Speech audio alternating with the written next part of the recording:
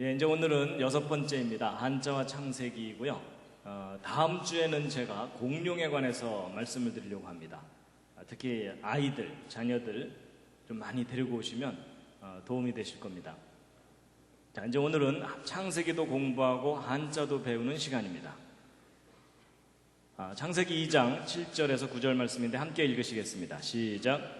여호와 하나님이 흙으로 사람을 지으시고 생기를 그 코에 불어넣으시니 사람이 생명이 된지라. 여호와 하나님이 동방의 에덴에 동산을 창설하시고 그 지으신 사람을 거기 두시고 여호와 하나님이 그 땅에서 보기에 아름답고 먹기에 좋은 나무가 나게 하시니 동산 가운데에는 생명나무와 선악을 알게 하는 나무도 있더라. 여러분, 지금 에덴 동산은 없어졌습니다. 왜냐하면 대홍수 때 다 파괴되었기 때문에 지금 남아있을 수가 없습니다. 그래서 남아있지도 않기 때문에 많은 사람들이 에덴 동산 이야기를 신화처럼 생각합니다. 실제 역사적인 사실이 아니었던 것처럼 생각하게 되는데, 이제 오늘 한자를 공부하시게 되면 이 모든 창세기의 기록이 역사적인 사실이라는 것을 다시 한번 확인하실 수 있게 될 겁니다. 여기가 어디죠? 예, 만리장성입니다. 가보셨습니까? 가보신 분? 예, 몇 분 계시는군요. 예, 저도 기회가 있어서 가봤습니다. 가봤는데요, 다리만 아픕니다. 예, 오늘 이제 이런 한자들이 성경과 무슨 관계가 있는지를 이제 차근차근 설명을 드리려고 합니다. 한자가 성경과 관계 있을 거라고는 꿈에도 생각하지 못했었습니다. 저도. 그런데 이 사실을 알고 나서 너무 많이 놀랐습니다. 지금부터 대략 4,300년 전쯤에 전 세계적인 대홍수가 있었던 것을 지난번에 말씀드렸었습니다. 그래서 대홍수 이후에 새로운 역사가 다시 시작되었는데요. 우리는 홍수 이전 세상을 잃어버리고 살고 있습니다. 그래서 그 홍수는 창조 후 1656년에 있었던 홍수였고, 그 홍수 끝나고 나서 노아의 후손 중에 아브라함, 이삭, 야곱의 후손이 오늘날 이스라엘 민족이고, 그 다음에 그 나머지 모든 민족들은 이 중간에서 다 갈라져 나간 겁니다. 그래서 중국 사람도 우리 아시아 모든 사람들이 다 이 중간에서 이제 갈라져 나갔다라고 보고 있습니다. 그래서 이제 홍수 이전에 세상을 우리가 잃어버렸는데요. 홍수에 대해서는 지난번에 자세히 말씀을 드렸었습니다. 그래서 전 세계적인 홍수로 이 세상이 완전히 파괴됐었던, 그때 이제 그 방주에 유일하게 한 가족이 타고서 살아남았죠. 노아의 가족입니다. 그때 몇 사람 살아남았죠? 예, 8명이 그때 살아남았다고 되어 있습니다. 그래서 함께 읽으시겠습니다. 시작. 곧 그날에 노아와 그의 아들 셈, 함, 야벳과 노아의 처와 세 자부가 다 방주로 들어갔고, 그래서 그 8명이 그때 살아남았고, 지금 지구상에 살고 있는 모든 사람들은 그 8명의 후손입니다. 그래서 우리는 홍수 이전 세상을 잃어버리고 이제 살고 있는데요. 여러분, 그 홍수 끝나고 나서 이제 전 세계로 이제 사람들이 흩어지게 되는데, 그 흩어진 이야기는 지난번에 잠깐 말씀을 드렸던 것으로 알고 있습니다. 그래서 이 홍수 끝나고 나서 이제 동쪽으로 아예 베링해를 건너간 사람들이 아메리카 인디언들이고, 그러면 이제 동쪽으로 가다가 야, 우리는 다리가 아파서 더 이상 못 가겠다 하고 여기로 쏙 들어온 것이 우리 조상들입니다. 그래서 금년이 단기로 4338년에서 이제 9년으로 되고 있는데, 그러니까 우리 민족의 시작이 지금부터 4300년 전쯤이라면 그게 바로 성경에서 이야기하는 노아의 홍수 때쯤입니다. 그래서 대홍수 직후에 전 세계로 흩어진 사람들 중에 한 민족이 우리 민족이다라고 보셔도 틀리지 않습니다. 그리고 이제 지난번 제가 무궁화 말씀은 드렸었나요? 안 드렸었군요. 예. 이건 그냥 참고로 말씀드리는 건데요. 여러분, 우리 대한민국의 나라꽃이 무궁화죠. 근데 여러분이 무궁화하고 성경과 무슨 관계가 있는 거 아십니까? 여러분, 예수님을 상징하는 꽃이 있죠. 그래서 찬송가에도 샤론의 꽃 예수라고 나오죠. 그 샤론의 꽃 예수가 뭐냐면 이스라엘의 그 샤론 평야에 피는 그 로즈 오브 샤론이라고 해서 샤론의 장미꽃이거든요. 근데 우리는 장미꽃이라고 표현되어 있으니까 일반적인 장미꽃으로 알고 있는데 그렇지 않습니다. 이 샤론의 장미가 정확하게 무슨 꽃이냐면 무궁화꽃입니다. 그래서 여러분, 이 무궁화꽃이 바로 샤론의 장미입니다. 잘 모르셨죠? 그러니까 여러분, 놀랍게도 예수님을 상징하는 꽃이 무궁화꽃인데 그 꽃을 우리 대한민국이 나라꽃으로 삼고 있는 겁니다. 기분 괜찮으시죠? 약간 얼떨떨하기도 하시죠? 왜 그걸 우리가 잘 상식처럼 몰랐을까요? 누가 안 가르쳐줘서 그런 겁니다. 그래서 여러분 이 무궁화에 대한 학명이 여기 시리아라고 써 있죠. 이 시리아가 이스라엘 북쪽에 있는 시리아 이쪽 지역입니다. 이쪽이 원산지입니다. 그래서 이쪽 지역의 옛날 유적 유물들을 발견해 보면 성벽이나 이런 곳에 무궁화 꽃잎, 나뭇잎 문양이 많이 발견됩니다. 예, 그냥 이것은 참고로 말씀드렸고요. 그 다음에 이제 동쪽으로 가다가 여기 땅 넓어 해 이러면서 살게 된 사람들이 누굽니까? 이게 이제 중국 사람들입니다. 예. 그런데 이 중국 사람들을 포함한 아시아 사람들이 한자를 함께 사용하고 있잖아요. 근데 여러분 이 한자를 발명한 사람들은 중국 본토 사람들이 아닙니다. 연구를 해보면 이 한자는 동이족이라고 이 중국보다는 약간 동북 쪽에 살고 있는 사람들이 발명한 것이라고 지금 알려져 있습니다. 그럼 이쪽 사람들이 한자를 발명했다면 우리 조상일 가능성이 아주 높다는 얘기입니다. 그래서 이제 이 한자에 대해서 이제 말씀을 드릴 텐데요. 여러분 이 한자를 발명한 사람들이 성경대로라면 노아의 후손이겠죠. 그렇다면 한자 속에 뭔가 그 근거가 남아 있을 텐데 그 대표적인 예가 바로 이제 이 글자입니다. 이 글자는 제가 지난번에 말씀드렸었나요? 아니었군요. 그때 노아홍수 이야기하면서 시간이 좀 없어서 이 부분은 빠뜨린 것 같습니다. 여러분 이 글자 무슨 글자이죠? 배선자입니다. 그래서 구조선, 유조선, 유람선 이럴 때 배선자인데 이 배선자를 분해를 해보면 배주자에 8팔자에 입구자 이렇게 되어 있는데 이 입구자는 사람의 입을 가리킬 때 쓰지만 사람의 숫자를 쓸 때도 씁니다. 그러면 배 8사람 이렇게 되어 있습니다. 8사람이 탄 배. 뭐 떠오르는 배 있으시죠?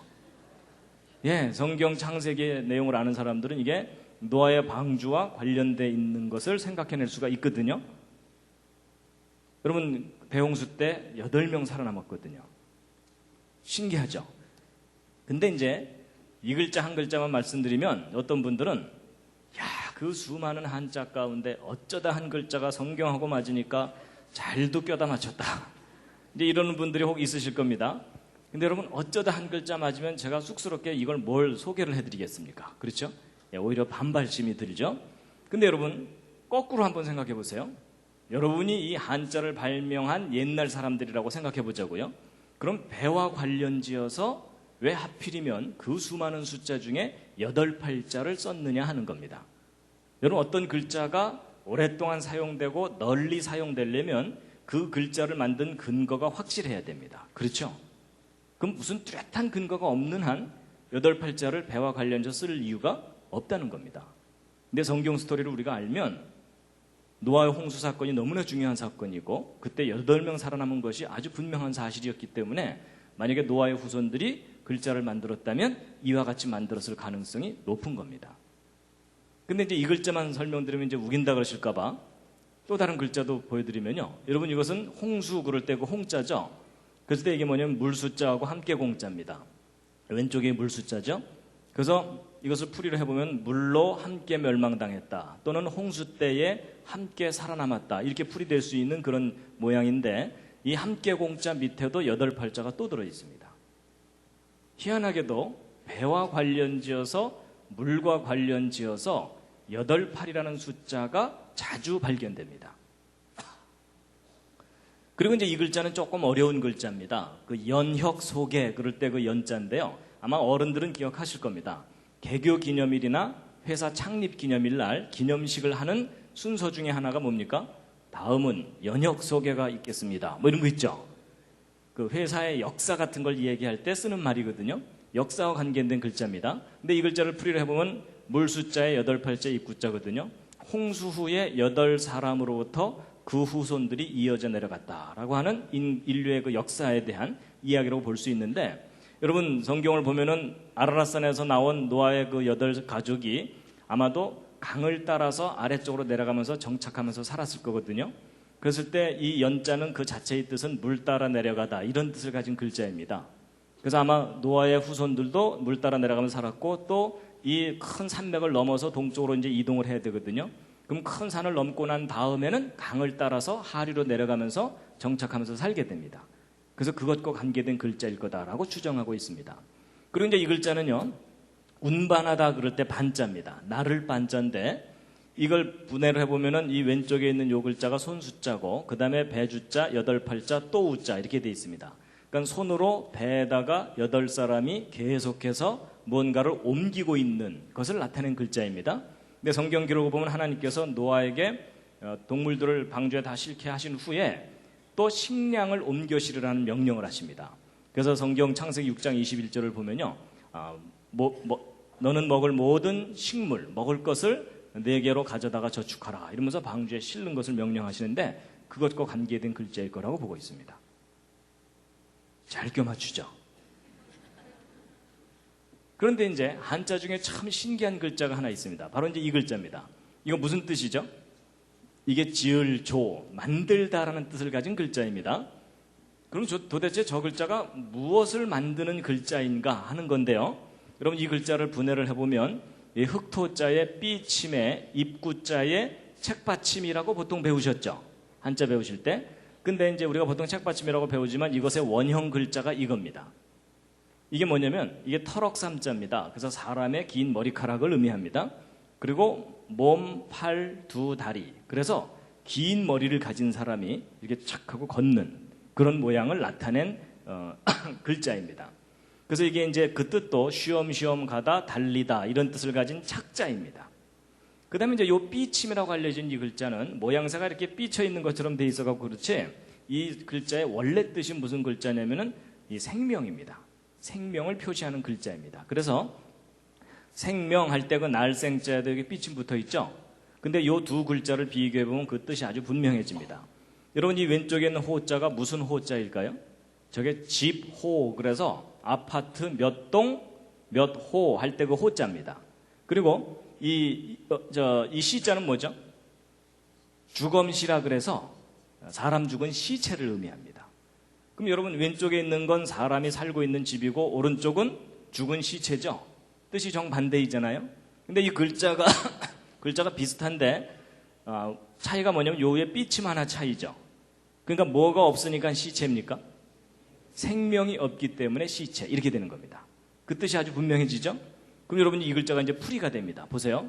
흙에 생명을 불어넣어서 말하고 걷게 한 것, 이런 뜻입니다. 여러분, 저 글자에 해당되는 사람은 딱 한 사람밖에 없습니다. 사람 중에는 누구죠? 아담입니다.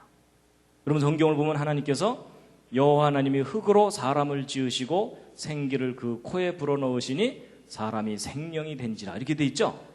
여러분, 성경을 보면은 인류의 맨 첫 번째 조상인 아담이 흙으로 지음받았다고 돼 있거든요. 근데 희한하게도 한자 속에 그 스토리가 담겨 있어요. 여러분이 한자를 만든 사람들이 뭔가를 알고 있었던 사람입니다. 여러분, 인류 가운데 아담만 흙으로 지음받았어요. 하와도 아담의 갈비뼈로 만들어졌고요. 여러분과 저는 어머니 태로부터 나와요. 그렇죠? 그러니까 이 글자에 해당되는 사람은 아담밖에 없어요.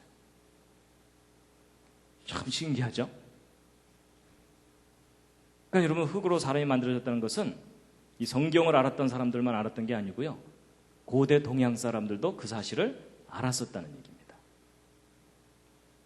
근데 여러분, 사람의 조상, 그러니까 이 아담이 흙으로 만들어졌다는 거 믿으시나요? 표정을 보아서는 지금 거의 안 믿으시는 표정입니다. 근데 여러분, 아담이 흙으로 만들어졌다는 말이 과학적인 말입니까? 비과학적인 말입니까? 옆에 있는 분과 한번 상의해 보시죠. 자, 아담이 흙으로 만들어졌다는 건 과학적인 이야기다라고 생각하시는 분? 예, 여러분 계시고요. 아니다, 이건 좀 비과학적인 이야기다. 예, 그럼 나머지 분들은요? 들어보고 결정하시겠다, 이런 표정이시네요. 여러분, 저도 예전에는 흙으로 사람이 만들어진다는 건 비과학적인 것이라고 생각했습니다. 그런데 아니에요. 여러분, 흙으로 사람이 만들어졌다는 것은 과학적인 이야기입니다. 무슨 말이냐? 여러분, 과학적이라는 것은 지난번에도 제가 언뜻 말씀드렸지만 원인과 결과가 분명한 것이 과학적인 겁니다. 그렇죠? 자, 그럼 이제 생각해 보세요. 여러분, 죽으면 무엇으로 돌아가십니까? 흙으로 돌아가시죠? 여러분 중에 혹시 플라스틱으로 돌아가실 분 계십니까? 여러분, 모든 사람은 죽으면 다 흙으로 돌아갑니다. 맞죠? 그래서 여러분 신토불이란 말이 무슨 말이냐면 우리 몸과 흙은 서로 다른 게 아니다 그 얘기죠. 그래서 사람의 몸과 흙은 같은 성분입니다. 근데 사람이 죽으면 흙으로 가는 건 누구나 다 아는데 흙에서부터 사람이 만들어졌다는 건 잘 인정이 안 되시죠? 여러분 이해하실 수 있도록 설명을 해드리겠습니다. 보세요. 여러분 흙을 한 사 퍼서 어린아이들을 주면 어린아이들은 하루 종일 흙장난하고 놀다가 기껏 만드는 게 두꺼봐 이러면서 두꺼비집 하나 만듭니다. 그렇죠? 근데 그 똑같은 흙을 한 사 퍼가지고 여러분을 드리면 여러분은 나름대로 그릇 하나씩 만드실 수 있을 겁니다. 그렇죠?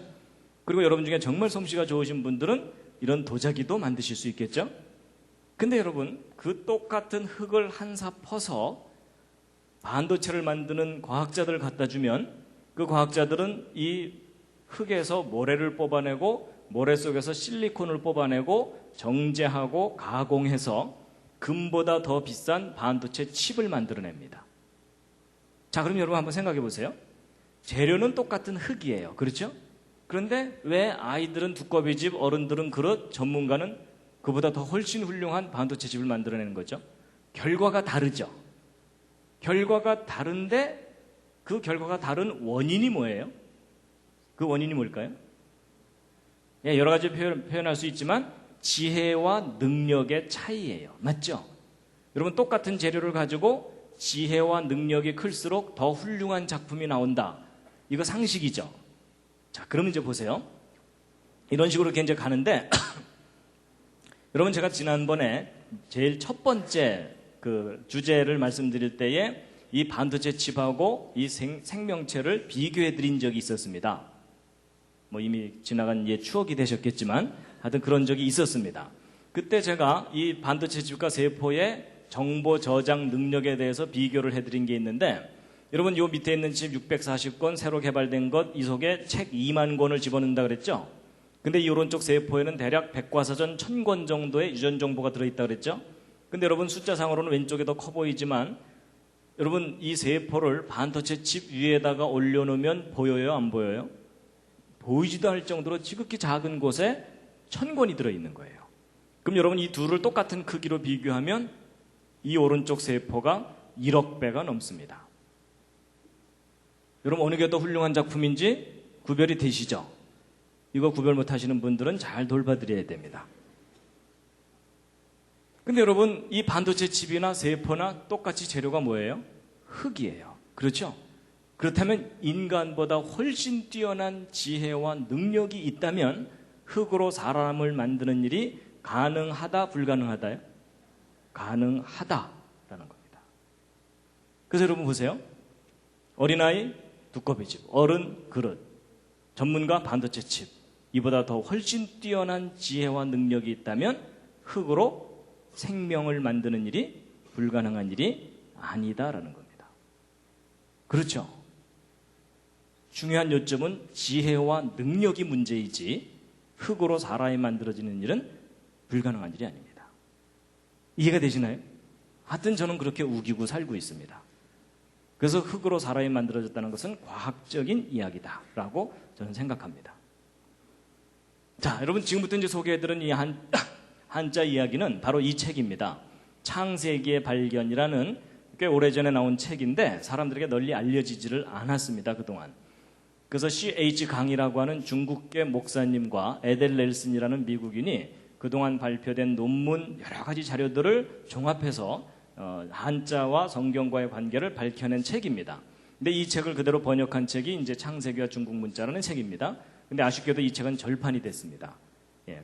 그리고 이제 그 밖에 다른 책들이 이제 나와 있습니다. 자, 여러분 이 빨간색 이게 뭘까요? 예, 중국 지도입니다. 그 옆에다 이제 한국을 딱 붙여놓으면 분명해지죠? 그래서 코리아, 차이나. 그래서 크기가 하도 차이가 나서 차이나입니다.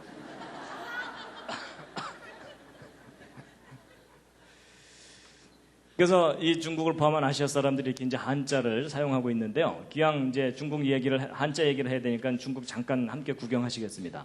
북경 천안문입니다. 그 천안문 사태 때문에 전 세계에 널리 알려지게 됐고 천안문의 야경이고요. 이 천안문 안쪽에는 고궁이라고 하는 우리한테는 자금성이라고 알려진 큰 이제 성이 있습니다. 여기 뭐 아주 어마어마한 건물들이 이렇게 있고 여기서 여기까지 들어가려면은 외국 사신들이 여기서부터 여기까지 들어가려면 기가 팍 죽을 정도로 크게 만들어 놨습니다. 그리고 이제 그 청조 때의 서태후의 여름별장이라고 하는 이화원입니다. 예, 그래서 뭐 어마어마한 규모의 이제 별장을 이렇게 만들어 놓은 곳이 또 있고요. 그 다음에 이제 천단공원이라 그래서 옛날 명나라, 청나라 시절에 황제가 상제에게 제사 지냈던 장소입니다. 그리고 이제 그 밖에 이제 중국식 건물인데 우리 건물하고 좀씩 다르죠? 그런데 중국이 너무나 짧은 시간 내에 급변했습니다. 그래서 여기도 중국입니다. 여기가 이제 그 상해입니다. 상해 푸동이라고 하는 그 신시가지인데 이 상해 살고 있는 사람들은 자기들을 중국 사람들이라고 부르면 싫어한답니다. 상해 사람이라고 불러달라 뭐 이렇게 얘기한답니다. 북한의 김정일이 이 상해에 방문했다가 큰 충격을 받았죠. 예, 그래서 우리도 뭐 좀 하자고 뭐 이러면서 이제 하다가 된 것 중에 하나가 지금 평양과학기술대학을 지어주는 일이 지금 진행되고 있습니다. 그래서 이제 신시 가지고 그 반대편 이쪽에는 이제 구시 가지인데 옛날 독일 사람들이 개발해서 유럽식 건물들이 이렇게 있고요. 하여튼 중국은 지금 너무나 빠르게 발전하고 있습니다. 그리고 이것은 저 티벳 고원의 포탈라궁이라고 하는 라마 불교의 성지라고 하는 곳입니다. 거대한 건물이 이렇게 있는데요. 저런 거 보시면서 와 크다 이렇게만 생각하지 마시고요. 주여 신학교로 바뀌게 하여 주시옵소서 이러면서 기도하셔야 됩니다. 예, 중국의 거리의 모습이고요. 요즘은 이런 모습들이 아주 빨리 사라져가고 있습니다. 여러분 이런 거 보시면 기분 괜찮으시죠? 예, 뭐 LG, 현대 뭐 하여튼 주렁주렁 걸려 있습니다. 하여튼 고대의 유물과 현대의 그 발전이 함께 있는 큰 나라가 중국인데요.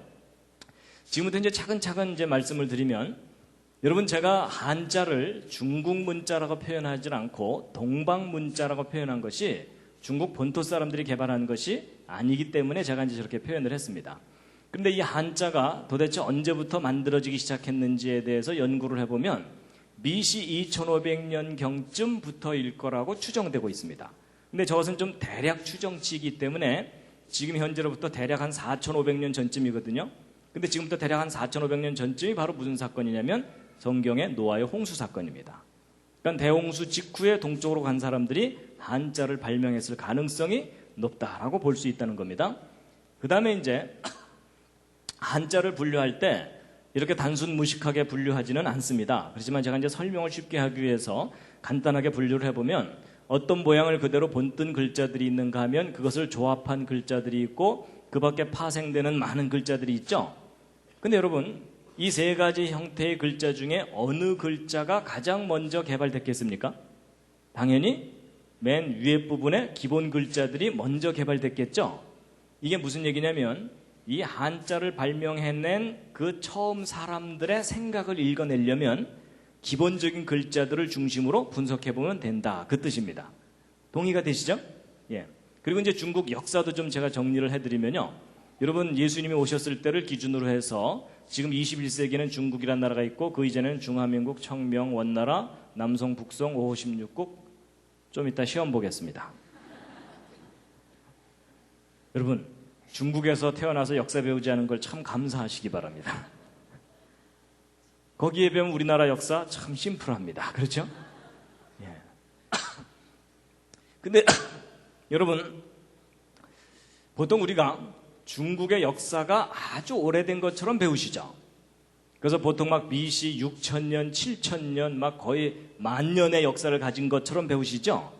근데 여러분 그런 거에 속지 마시기 바랍니다. 여러분 역사라는 게 있고 선사라는 게 있습니다. 히스토리와 프리히스토리가 있는데 여러분 역사와 선사를 구별하는 기준이 뭐죠? 그게 기록을 통해서 객관적으로 검증할 수 있는 것까지만 역사라고 합니다. 그렇죠? 근데 여러분 그 긴 중국의 역사도 엄밀한 의미에서 기록을 통해서 확인할 수 있는 역사는 결코 그렇게 길지 않습니다. BC 15세기 정도가 최대입니다. 그러니까 은나라의 흔적이 좀 남아있고 주나라 이후가 제대로 된 역사이고 그 이전은 선사에 해당됩니다. 근데 여러분 BC 15세기가 언제냐면 성경의 기록으로 볼 때 모세가 출애굽할 때쯤입니다. 그러니까 여러분 그렇게 긴 역사를 가졌다는 중국조차도 그 역사가 BC 15세기를 넘어가지 않고 그리고 기록을 통해서 최대의 역사가 하나라 뭐 이런 사망오제 이런 때거든요. 그렇기 때문에 이 BC 25세기를 크게 넘어가지 않습니다. 결국 노아 홍수 그 시간을 뛰어넘는 역사라는 것이 없다는 얘기입니다. 그리고 이제 우리나라 역사도 이제 비교를 해놓은 건데, 소위 그 고구려 백제 신라가 예수님 오셨을 때쯤 시작됐고, 그 이전이 이제 고조선인데, 사실 이 고조선이라는 나라도 좀 막연한 기록만 있습니다. 그렇죠? 예. 그래서 이제 그 성경 역사하고 비교해 보면 대홍수 이후에 중국의 역사도 우리 고조선의 역사도 시작됐다라고 보시면 된다는 겁니다. 그리고 우리는 그 이전 세상은 잃어버린 겁니다. 그래서 이런 관점으로 본다면요, 인류의 역사가, 그러니까 기록을 통해서 확인할 수 있는 역사가 그렇게 길지 않다는 이야기가 거꾸로 대홍수가 있었다는 것에 대한 큰 증거가 됩니다. 자, 그 다음에 이제 여러분 그 동양의 대표적인 종교와 사상이 뭐죠? 예, 대표적인 종교는 불교고 대표적인 사상은 유교죠. 그래서 여러분과 저도 비록 기독교인이 됐기는 했지만 저 불교와 유교의 뿌리 깊게 남아 있어요. 맞죠? 예. 그래서 이제 우리가 이 영향을 참 많이 받았는데, 근데 이제 질문을 좀 바꿔서요, 이 동양의 뿌리가 되는 종교가 뭐냐라고 질문을 하면 대답이 달라집니다. 일단 불교나 유교는 뿌리가 되는 종교일 수가 없습니다. 왜냐하면 불교나 유교는 석가모니나 공자 등에 의해서 시작됐는데 이 사람들이 BC 5세기, 6세기 이때쯤 사람들이거든요. 근데 동양 사람들은 이미 그 이전부터 살고 있었죠. 그렇다면 뿌리가 되는 종교를 알아내려면 그 이전 사람들이 갖고 있던 종교를 밝혀내야 됩니다. 그렇죠. 그런데 그 이전 사람들이 어떤 종교 형태가 있었는지를 알아내려면 무엇을 연구해보면 되냐면 바로 한자입니다. 여러분, 한자가 대략 이때쯤 만들어지기 시작했다고 추정하고 있거든요. 그렇다면 이 사람들이 어떤 종교 형태를 가지고 있었다면, 그리고 그들이 어떤 신을 숭배했다면 그것이 그들의 글자 속에 흔적으로 남아있을 수 있겠죠. 그래서 이제 그걸 찾아내면 되는데 별로 어렵지 않습니다. 그것을 알아내려면 종교, 제사, 기도 이런 것과 관계된 한자들을 분석해 보면 됩니다. 자, 다 같이 한번 써보시겠습니다. 한자로. 자, 옆에 있는 분과 상의해가면서 한번 써보시죠. 예, 지금 거의 망연자실한 표정이십니다. 예, 종교, 제사, 기도 이런 한자를 한번 써보시면요, 제가 다 써왔습니다. 예, 안 쓰실 거 알고 제가 다 써왔습니다. 종교, 제사, 기도 이렇게 쓰거든요. 그 다음에 그것과 관계된 한자들을 이것저것 모아놓은 겁니다. 여러분, 종교에는 신이 있고 그 신을 숭배합니다. 그리고 이제 참선, 여러분 참선은 기독교적인 용어로 바꾸면 큐티, 묵상 뭐 이런 겁니다. 그 다음에 이제 제사에는 사직이 있죠. 그래서 여러분 서울에도 부산에도 사직공원이 있죠. 그 다음에 이제 예절, 여러분 거의 모든 예절이 제사로부터 나왔다고 해도 과언이 아닐 정도로 제사와 예절은 아주 깊은 관계가 있습니다. 그 다음에 이제 기도할 때 우리가 복을 받기를 빌고 화가 내리지 않기를 빌고 도움을 빌고 이렇게 되죠. 자, 그런데 여러분 퀴즈입니다. 이런 종교, 제사, 기도와 관계된 한자들을 이것저것 모아놓고 나면 이상하게 눈에 자주 뜨이는 부수글자가 하나 있습니다. 단어마다 꼬박꼬박 하나 두 개씩 들어있죠. 무슨 글자입니까? 그거요. 그렇죠? 그거. 예. 그런데 여기서는 보일시 막 이러시는데 제가 어디 갔더니 아무 소리도 못 하시더라고요. 그거 이러시더라고요. 근데 바로 이 글자입니다. 이 글자가 무슨 글자냐면 바로 보이다라는 뜻의 시자고, 또는 계시하다, 나타내주다 이런 거거든요. 근데 여러분, 계시하는 존재가 누구죠? 신이에요. 그렇죠? 근데 이제 그러면 이 글자가 글자마다 꼬박꼬박 들어있는데 저 글자가 뭔가 중요한 열쇠를 가지고 있는 글자입니다. 그럼 이제 이 글자의 비밀을 풀어야 되는데, 여러분 이 보일시의 옛날 그림 글자 형태가 여러 가지 형태로 있는데 그 중에 가장 단순하고 기본적인 형태가 이겁니다. 자, 그런데 여러분 우리가 한자를 배울 때 한자는 각 획마다 다 뜻이 있는 거 아시죠? 그렇죠?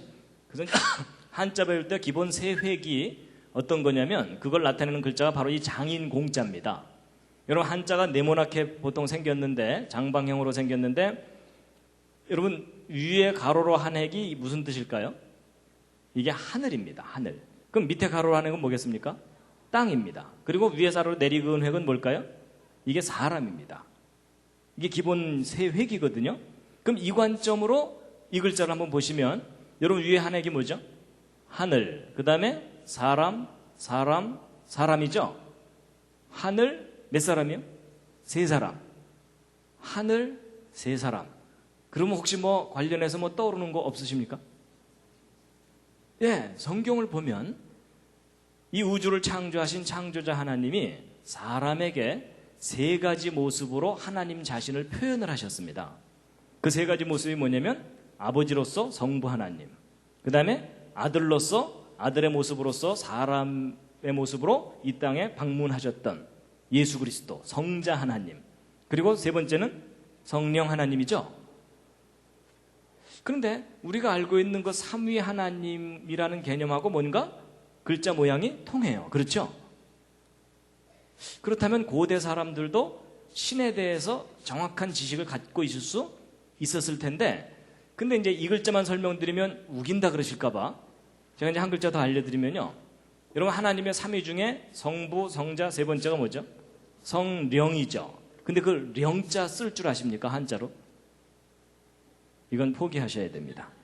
왜냐하면 쓰기보다는 한참을 그려야 됩니다. 복잡하죠? 그래서 이게 이제 성령, 영혼 그럴 때 그 영자인데, 여러분 보세요. 이 글자 잘 보시면 가운데 입구자가 몇 개가 있나요? 3개가 있죠. 여러분 저 입구자는 사람의 입을 가리킬 때도 쓰지만 사람의 숫자를 셀 때도 쓴다 그랬죠? 그럼 3사람이죠. 희한하게도 어떤 신적인 존재와 관계된 글자들이 이상하게도 3사람이 나타나 있어요, 항상. 그리고 이제 그 중에서도 요 밑에 있는 글자 이게 뭐냐면 무자거든요. 이게 보통 무당 그럴 때 쓰는 그 무자입니다. 근데 여러분 무당이라고 하면 기독교에 반대되는 것처럼 일반적으로 생각하죠. 근데 그런 편견을 좀 버리고, 여러분 무당이라는 존재의 원래 역할이 뭡니까?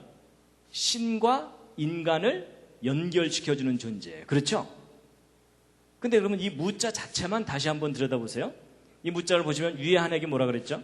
하늘, 땅, 사람인데 2사람이 더 있죠. 여기도 몇 사람이에요? 여기도 3사람이에요. 뭔가 공통점이 있죠. 그렇다면 이 모든 것들을 종합해 볼 때 이 보일시라는 종교 제사 기도와 관계된 글자에 꼬박꼬박 나타나는 이 글자가 고대 동양 사람들이 그들이 숭배하던 신 또는 신과 관계된 뭔가 중요한 것을 나타낸 글자일 가능성이 높다라고 해도 큰 무리가 없겠죠. 아니면 말고요. 제가 조심스럽게 얘기하는 겁니다. 자, 그런데 그럼 이 글자가 그거 관계 있다라고 좀 우리가 좀 어느 정도 타당성이 있다고 생각한다면, 한자 중에 성경 창세기 이야기를 모르면 안 풀리는 글자가 참 많아요. 그 중에 아주 대표적인 글자가 뭐냐면 바로 이 글자입니다. 여러분 저건 무슨 글자죠? 예, 금지하다라는 금자입니다. 여러분 청소년 시절에 한 맺히는 글자 아닙니까? 그렇죠? 예, 호기심에 한번 들어가 보고 싶은데 미성년자 출입 금지 뭐 이렇게 돼 있는 거예요.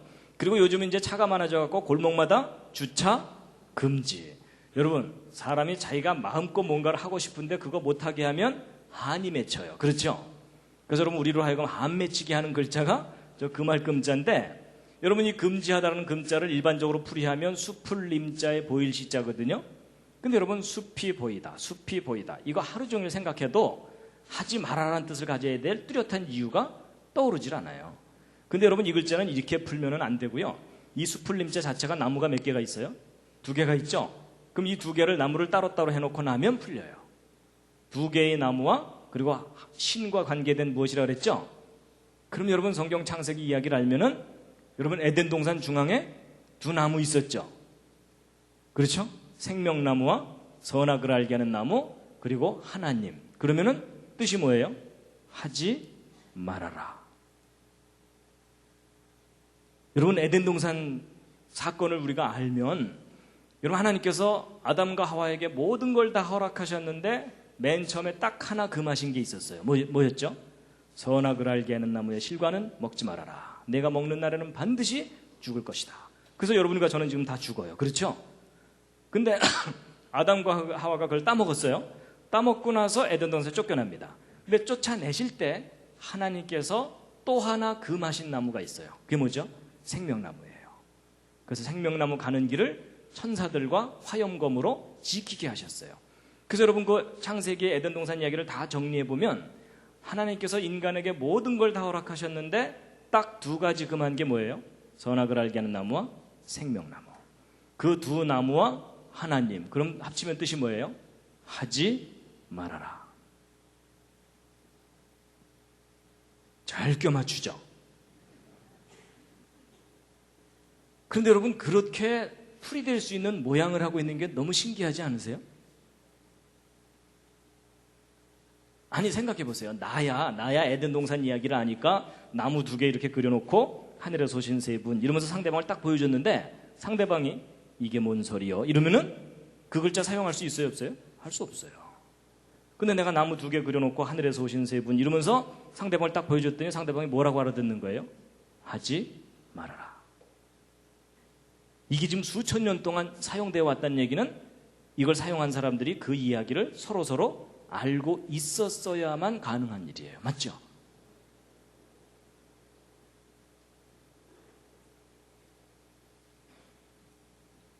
신기하죠? 근데 이제 이 글자만 또 알려드리면 또 우긴다 그러실까봐 제가 관련된 글자들을 더 알려드리면요. 여러분이 하나님이 금하신 나무에 사람이 다가간 겁니다. 이게 누구겠어요? 하와가. 그래서 가서 봤더니 성경에 뭐라고 써있죠? 보암직도 하고 먹음직도 하고 지혜롭게 할 만큼 탐스러운지라 이렇게 돼 있어요. 야 저거 하나 따먹으면 수능 만점 받겠다 뭐 이런 거예요. 그래서 이게 그 뜻이 뭐냐면 우러러보다 고개를 쳐들다라는 금자예요. 이 밑에 있는 글자가 더 리얼해요. 보세요. 여러분 하나님이 금하신 그 두 나무에 여자가 다가갔죠? 이 여자 누굴까요? 하와. 그렇죠? 그래서 여러분 이게 무슨 뜻일까요? 놀라지 마세요. 이게 탐내다 욕심을 부리다라는 람자예요. 여러분 지금 좀 소름이 좀 돋지 않으세요?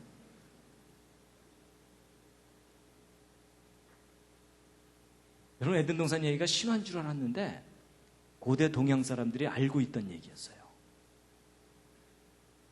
근데 이제 탐내고 욕심 부린 걸로 끝났으면 다행인데 드디어 행동 개시. 하나님이 금하신 그 두 나무에 손을 갖다 댄 거예요. 이게 뭐냐면 만지다 가까이 하다라는 마자예요. 이건 가릴 엄자인데 귀신이 자기 정체를 숨기고 뭐 이런 의미로 볼 수 있어요. 그리고 여러분 에덴 동산에 등장하는 우리의 왼수 있죠. 뭐예요? 뱀, 비암. 그렇죠? 예. 여러분 그 뱀이 하와를 유혹하잖아요. 근데 계시록에 보면 그 뱀의 정체가 나옵니다. 함께 두 줄만 읽겠습니다. 시작. 옛 뱀 곧 마귀라고도 하고 사단이라고도 하는 온 천하를 꿰는 자라. 이렇게 돼 있죠? 여러분 옛 뱀이 뭐냐면 그 에덴 동산의 그 뱀입니다. 그 뱀이 정체가 곧 뭐라고요? 마귀. 여러분 마귀 좋아하세요? 싫어하시죠? 근데 여러분 마귀자 쓸 줄 아세요? 한자로? 여러분 마귀자 이렇게 써요. 마귀. 그래서 여러분 이게 악마, 사탄인데 잘 보세요. 두 나무와 관계된 귀신. 그게 악마예요. 지금 계속 놀라고 계시죠? 자기 정체를 숨기고. 그 다음에 귀신은 뭐냐? 여러분 보세요.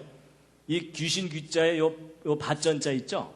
지금 우리가 이제 밭전자라고 알려져 있지만 이 글자의 옛날 원형 글자들을 연구해 본 분들이 이것은 에덴 동산을 표시하던 글자구나. 어떤 특별한 장소. 이제 그걸 알게 됐어요. 그래서 여러분 귀신은 뭐냐면 에덴 동산에 어떤 살아있는 것이 사람에게 비밀스럽게 접근한 존재. 이게 귀신이에요. 그래서 이제 한자 중에 이제 몇 가지 기본 글자들을 먼저 알려드리면요. 이 밭전자가 아까 말씀드린 대로 어떤 특별한 장소를 표시하던 글자인데 우리가 지금은 밭이라고 알려있지만 원래 에덴 동산을 나타내던 글자이고요. 이 선역서자는 여러분 에덴 동산에 있던 첫 번째 사람입니다. 이게 사람 인자 옛날 형태거든요. 에덴 동산의 첫 번째 사람이 누구죠? 아담이죠. 그래서 이 선역서자는 지금은 선역서자지만은 아담, 남자를 표현하는 글자입니다. 근데 왜 선역서자로 지금 쓰느냐? 저것도 관련이 있다고 보고 있어요. 여러분, 동양 사람들이 볼 때 에덴 동산은 어느 쪽 방향이에요? 서쪽 방향이에요. 그렇죠? 그래서 이제 관련이 있다고 보고, 그 다음에 이제 뼈골자입니다. 여러분, 아담의 갈비뼈로 하와를 만들었죠. 성경을 보면. 그럼 여러분, 저 뼈골자는 누구를 나타내는 글자겠어요? 여자, 하와. 그래서 지금은 뼈로 알려져 있지만 하와입니다. 그래서 이제 여러분, 아담의 갈비뼈로 하와를 만드는 장면을 이제 좀 자세하게 설명을 드릴 텐데요. 일단 성경에 써 있는 내용, 뭐라고 써 있는지 한번 유심히 한번 읽어보시기 바랍니다. 시작.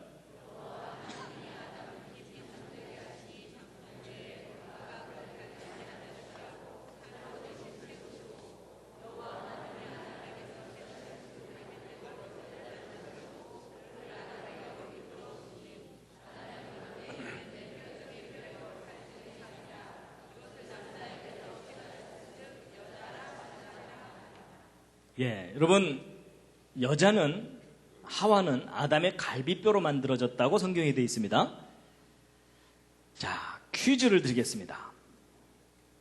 여러분, 오늘날 남자들이 갈비뼈 양쪽 개수가 똑같을까요? 다를까요? 옆에 있는 분과 한번 상의해 보시기 바랍니다. 자, 그리고 남자분들은 한번 튕겨 보시기 바랍니다. 띠리리리리링.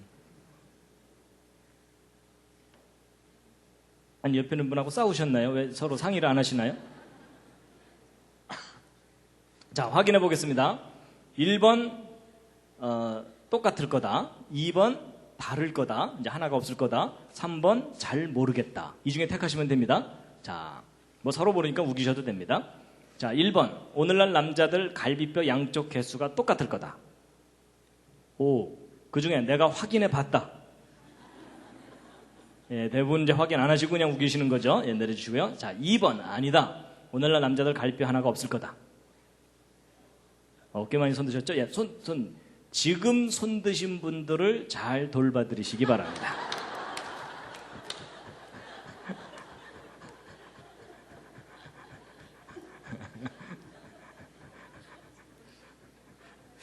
왜 손 드셨습니까? 아담의 갈비뼈로 하와를 만들었으니까 남자들은 갈비뼈 하나 없어야 된다. 이 생각 때문에 손 드셨죠? 예, 하여튼 옆에서 잘 돌봐드리시기 바랍니다.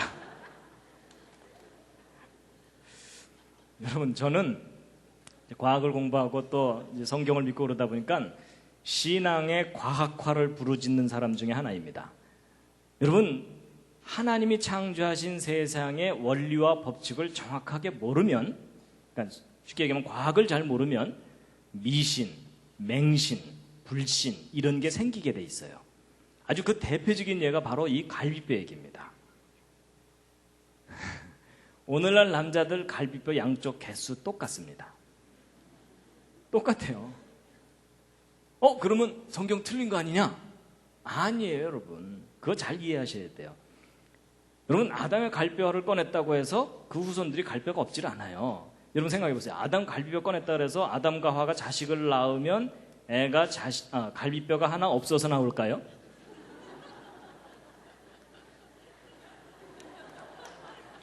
아닌 거 짐작하시겠죠? 여러분, 만약에 그런 식으로 유전이 되는 거라면 문제가 심각해져요. 여러분, 조상님 중에 논에 나가서 낫질하다가 손가락 잘린 분, 자식을 낳았더니 애가 손가락이 하나 없어서 나와.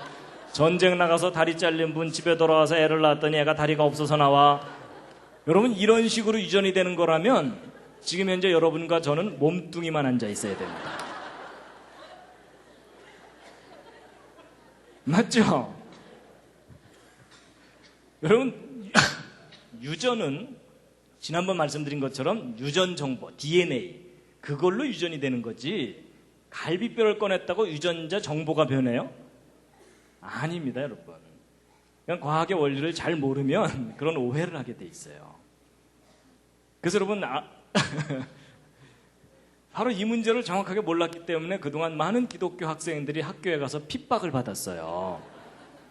학교에서 못된 친구가 이제 붙들어 놓고서, 야, 너 성경 믿지? 응. 그럼 창세기에 그 아담의 갈뼈로 하와 만들었다는 거 믿겠네? 응. 그럼 아담의 갈뼈로 하와를 만들었으면 남자들은 갈뼈 하나 없어야 되겠네?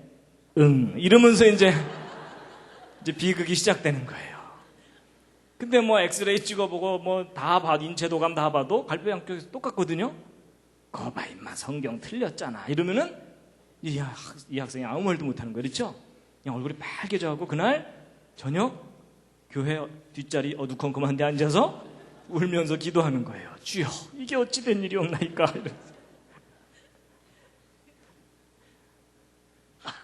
그래서 여러분 아담 갈비뼈 꺼냈다고 남자들 갈비 하나 없애야 된다. 이건 잘못된 생각입니다.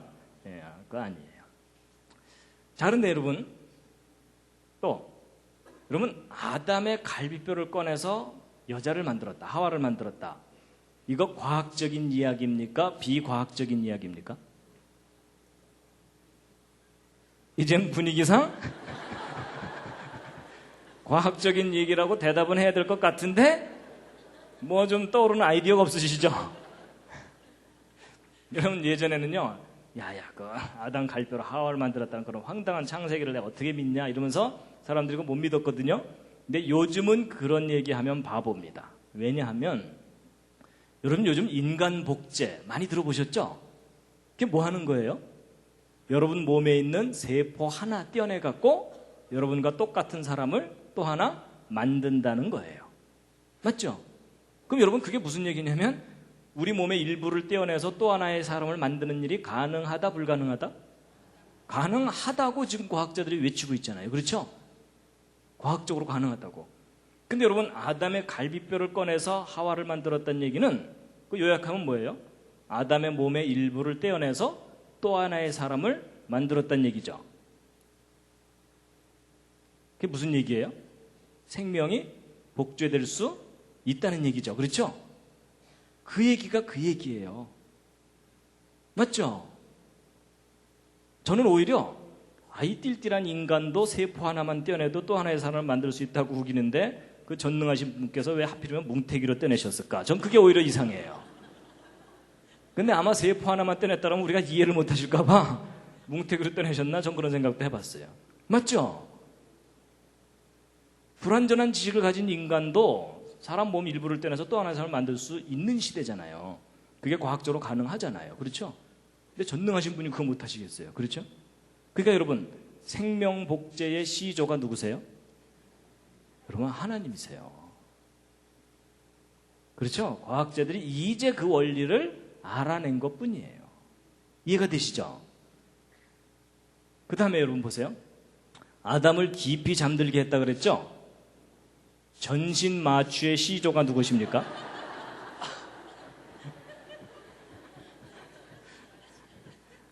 여러분 요즘은 마취 기술이 개발돼서 쉽게 마취들을 잘 하지만 옛날에 얼마 전까지 마취제 개발된 지 얼마 안 됐어요. 그 이전에는 수술할 때 어떻게 했겠어요? 막 다리 썩어 들어가는 사람들 그냥 묶어놓고 톱으로 자르는 수밖에 없어요. 맞죠? 그게 얼마나 끔찍한 일이에요. 근데 여러분 성경을 봤더니 뭐가 써 있어요? 갈비뼈를 꺼내는 치명적인 수술을 해도 모를 정도로 깊이 잠들었다고 돼 있죠? 그렇다면 인간이 죽지는 않으면서도 고통을 느끼지 않으면서 긴 시간 동안 잠들어 있을 수가 있다는 얘기죠. 그게 마취제를 개발한 동기 중에 하나예요. 참 희한하죠? 성경이 훨씬 먼저고 훨씬 과학적인 이야기가 되어 있습니다. 그 다음에 이제 여러분 아담의 갈비뼈를 꺼내서 하와를 만들었다고 되어 있죠? 근데 갈비뼈 꺼낸 자리를 성경을 보면 어떻게 되어 있다고요? 살로 대신 채웠다 이렇게 되어 있죠? 근데 여러분 요 과정을 그대로 나타낸 글자가 뼈골자예요. 자, 뼈골자 한번 주의 깊게 다시 한번 보세요. 여러분 이 뼈골자를 보시면 요 밑에는 요 달월자 있죠? 근데 이제 한자 배우시는 분들은 알지만 달월자 중에도 하늘에 있는 달을 나타내는 달월자도 있지만 살육자를 줄인 달월자가 있어요. 그걸 육달월이라고 해요. 그래서 요거는 육달월에 해당되는 달월자입니다. 그 다음에 요것이 덮는다라는 뜻을 가진 덮을 멱자거든요. 그럼 여러분 요 뼈골자 잘 보세요. 아담 가슴 속에 무언가를 꺼냈어요. 꺼내고 살로 대신 채우고 덮었어요. 그래서 거기서 꺼낸 게 뭐예요? 뼈죠. 그 뼈로 누굴 만들었어요? 하와를 만든 거예요. 잘 껴맞추죠. 그런데 여러분 그렇게 설명될 수 있는 모양을 하고 있는 것이 참 신기하죠. 여러분 지금은 여기 이렇게 꺾어진 거로 이렇게 되어 있지만 옛날 그림 글자 중에는 이게 드립자로도 되어 있어요. 아담 가슴 안쪽에 손을 집어넣어서 꺼낸 그런 거예요. 그거 참 신기하죠? 자, 이제 제일 중요한 퀴즈를 또 하나 이제 드릴 겁니다. 재미있는 퀴즈입니다. 이번 퀴즈는 뭐냐면요. 여러분 이제 우리는 성경 보통 읽으면서 하나님께서 뭐 꺼내서 만드셨는가 보다 이렇게 해서 그냥 넘어가 버리잖아요. 근데 여러분 좀 더 구체적으로 생각해 보세요. 여러분 하나님께서 아담의 갈비뼈를 꺼내셨잖아요. 근데 꺼낼 때 어떤 방법으로 꺼내셨을까? 그런 거 생각해 보신 적 없으시죠? 그렇죠? 근데 오늘 한번 생각해 보세요. 자, 제가 보기를 드립니다. 자, 1번. 하나님은 워낙 전능하시니까 그냥 말씀만 하시는 거예요. 아담 딱 잠들게 해놓으신 다음에 갈비뼈 나와라. 그랬더니 갈비뼈 하나가 동동동 떠서 나오더라. 그래서 1번 동동동. 자, 1번 동동동입니다. 자, 2번은 뭐냐?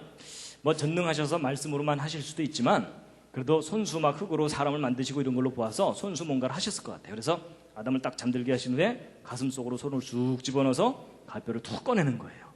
근데 이제 여러분 그 SF 영화 같은 거 보면은 사람 몸속에 손을 쑥 집어넣었다 꺼내는데도 감쪽 같은 거 있죠. 그렇죠? 자, 그래서 2번 SF. 그다음에 이제 3번은 뭐냐? 여러분 아무래도 갈비뼈 꺼내려면 가슴을 절개해서 열어야 되죠. 그리고 갈비뼈 꺼내고 살로 대신 채우고 덮기만 하면 되는 게 아니라 살이 벌어지니까 꼬매야 돼요. 그렇죠? 그래서 3번 정식 외과 수술. 자, 이 셋 중에 어느 것인지 옆에 있는 분과 한번 또 상의해 보시기 바랍니다. 자, 1번 동동동, 2번 SF, 3번 정식 외과 수술.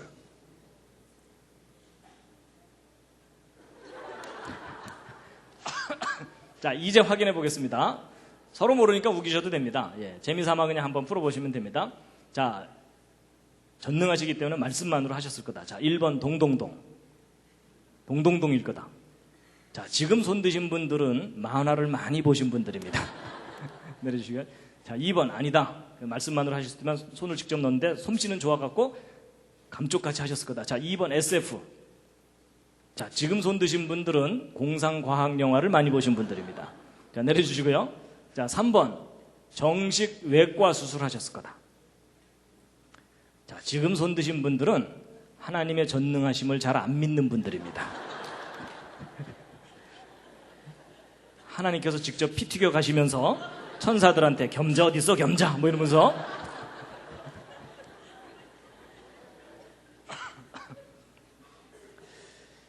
근데 여러분 몇 번일 것 같습니까? 저는 나름대로 근거가 있습니다. 제 생각에는 저도 이제 올라가서 확인해 봐야 돼요. 아담 만나서 확인해 봐야 되지만 제 생각에는 3번이에요. 정식 외과 수술. 왜냐하면 한자에도 좀 그 흔적이 있는데요. 살로 대신 채우고 덮었다고 돼 있죠. 그럼 덮었다는 얘기는 열었으니까 덮었겠죠. 그렇죠. 그래서 여기에 이제 흔적이 있는데 그보다 더 중요한 단서가 더 확실한 단서가 뭐냐면요. 아담의 고백입니다. 아담의 고백. 여러분 아담은 완벽하게 기절했다 일어났죠. 근데 앞에 여자가 있는 거예요. 하나님이 이제 만들어서 데리고 왔으니까. 근데 아담이 뭐라고 고백해요? 이는 내 뼈 중에 뼈요 살 중에 살이라고 얘기를 하죠. 쉽게 얘기하면 뭐예요? 이건 내 뼈다구다 이러면서 지금 자기 거라고 주장하는 거잖아요. 그렇죠? 근데 그게 좀 이상해요. 왜냐하면 저 하나님이 가르쳐 주셨다는 말도 없거든요. 아담이 스스로 한 말이에요. 이상한 게 뭐냐면 여러분 아담은 자기가 흙으로 지음받았다는 거 알겠죠. 일단 그죠? 하나님과 대화가 되는 사람이니까. 그럼 이제 아담이 완벽하게 기절했다 딱 일어났어요. 근데 앞에 여자가 있어. 그럼 아담이 뭐라고 생각해야 되냐면 내가 기절한 사이에 하나님께서 이 여자도 흙으로 만들어서 내 앞에 데리고 왔는가 보다라고 생각하는 것이 정상적인 판단이에요. 맞죠? 근데 아담이 지금 그렇게 말을 하는 게 아니라 지금 뭐라고 우기는 거예요? 이 여자는 내 뼈다구다 이러면서 소유권을 주장하고 있는 중이에요. 맞죠? 그럼 여러분 아담이 자기 거라고 우기려면 뭔가 근거가 있어야 되잖아요. 그래서 제가 생각해 봤더니 아마도 상황이 이런 것 같아요. 아담이 기절했다 딱 일어났어요. 앞에 여자가 있어. 감탄할 틈도 없이 옆구리가 욱신욱신 쑤시는 거예요.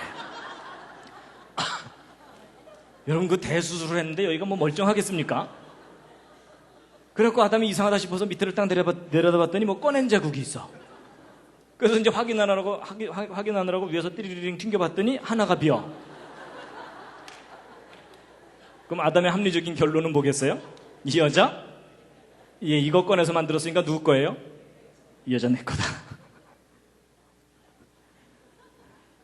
제가 하도 할 일이 없어서 별 생각 다 해봤습니다. 근데 여러분, 제가 이렇게 우기는 것도 또 근거가 있습니다. 여러분이 아담 갈비뼈 꺼낸 흉터 있었겠어요? 없었겠어요? 하나님이 워낙 솜씨가 좋으시니까는 없애실 수도 있죠. 그런데 남겨두셨을 가능성이 높아요. 왜냐하면 그 예가, 여러분 엊그제가 이제 부활주일이었죠?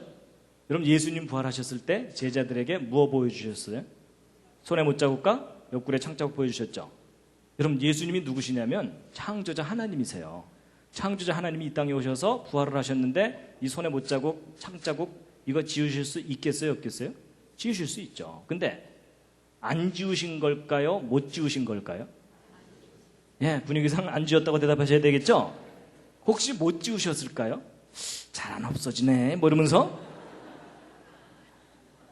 아니, 그럼 안 지우셨어요. 그건 예수님 자신을 위해서가 아니에요. 누구를 위해서? 제자들에게 증거로 확인시켜 주려고. 맞죠? 그래서 예수님도 그 흉터 안 없애신 걸로 볼 때 하나님께서 아담 갈비뼈 꺼내신 후에도 그 흉터 그냥 평생도록 지니고 살도록 하셨을 가능성이 높아요. 그럼 아담은 이제 부부싸움 할 때마다 항상 여기를 보면서 아, 여기서 나왔지 뭐 이러면서 이해가 되시죠? 그래서 여러분 천국에 가서 아담을 찾는 법 뭐예요?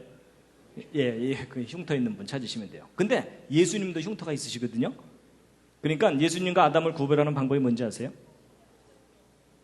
손에 못자국도 구별하면 되지만 또 하나가 배꼽이에요. 배꼽. 아담은 배꼽이 있겠어요? 없겠어요? 네, 지난번에 얘기한 대로 근데 예수님 배꼽 있으세요? 없으세요? 있으시죠. 그렇죠. 마리아의 태로부터 나오셨으니까. 하여튼 제가 뭐 창세기로 별 생각 다 해봤습니다. 여러분 창세기 이렇게 공부하면 너무너무 재밌습니다. 자, 그래서 여러분 보세요. 필요하다는 요자죠. 필요할 요자인데 여러분 사람이 살다 보면 필요한 게 정말 많잖아요. 뭐 아파트도 필요하고 다 필요하잖아요. 그런데 가장 필요한 게 뭔지 한자에 잘 나타나 있는데 여러분 아까 말씀드린 대로 풀이하면 이게 다 풀려요. 아담에게 누가 필요해요? 여자가. 여러분 성경을 보면요. 하나님께서 아담 만드신 다음에 곧바로 하와를 만들어주지 않으시고 동물들 이름 짓게 하셨어요. 맞죠? 그러니까 그리고 나서 여자를 만들어줬거든요. 그래서 여러분 그걸 순서를 잘 보면요. 남자들에게는 사명이 먼저고 그 다음에 여자예요. 그렇죠? 하여튼 그렇게 돼 있어요. 근데 창세기를 읽으면 하나님께서 첫째 날, 둘째 날, 셋째 날 만드시면서 보시기에 좋았더라, 보시기에 좋았더라, 보시기에 좋았더라 계속 나오는데 좋지 않다고 한 장면이 여기 나와요. 뭐예요? 남자가 혼자 사는 것이 좋지 못하다. 구체적으로는 아담이 혼자 사는 것이 좋지 못하니 내가 그를 위하여 돕는 배필을 지으리라 하시고 여자를 만들어 주셨어요. 자, 그럼 여러분 여자가 창조된 목적이 뭐예요? 누구를 돕는 배필? 남자를 돕는 배필로 만드신 거예요. 맞죠? 근데 기분 좋으세요? 안 좋으세요? 표정이 별로 안 좋으신 것 같아요. 자, 일단 남자분들 여자는 남자를 돕는 배필로 지음을 받았다. 기분 좋으세요? 안 좋으세요? 좋으신데 표정 관리하기가 힘드시죠? 자, 근데 이번엔 여자분들. 여러분 여자분들 여자는 남자의 돕는 배필로 지음을 받았다. 기분 좋으세요? 나쁘세요? 별로 안 좋으시죠? 예. 여러분 기독교 여성 해방론자들이 제일 싫어하는 성경 말씀 중에 하나가 저거예요. 왜 남자가 주연이고 여자가 조연이냐 이러면서 아주 싫어하거든요. 근데 여러분 그거는 오해입니다. 여러분 이 돕는 배필을 정확하게 모르기 때문에 오해를 하시는 거예요. 여러분 저거 절대로 기분 나빠하실 일이 아니에요. 자, 여러분 제가 돕는 배필이 뭔지를 알려드릴 텐데요. 제 질문에 한번 대답을 해보세요. 자, 돕는 배필. 여러분 똘똘한 사람이 띨띨한 사람을 돕습니까? 띨띨한 사람이 똘똘한 사람을 돕습니까?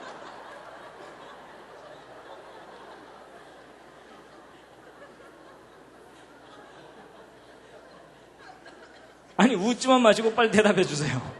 여러분 똘똘한 사람이 띨띨한 사람을 도와요? 띨띨한 사람이 똘똘한 사람을 도와요? 예. 지금 수십 년 묵은 채증이 내려가시죠? 그럼 제가 지금 웃자고 하는 얘기가 아니고요. 이게 굉장히 중요한 원리입니다. 성숙한 사람이 미숙한 사람을 돕게 돼 있고요. 그렇죠?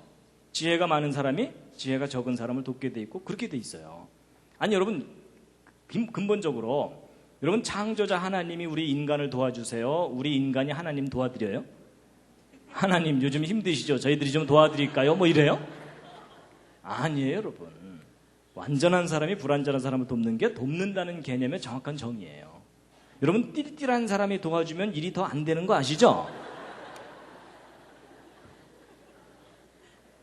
그리고 여러분 창조 순서도 보세요. 첫째 날, 둘째 날, 셋째 날 뒤로 갈수록 더 훌륭한 작품이 계속 나오죠.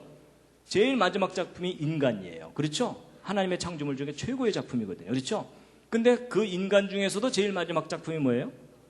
여자예요.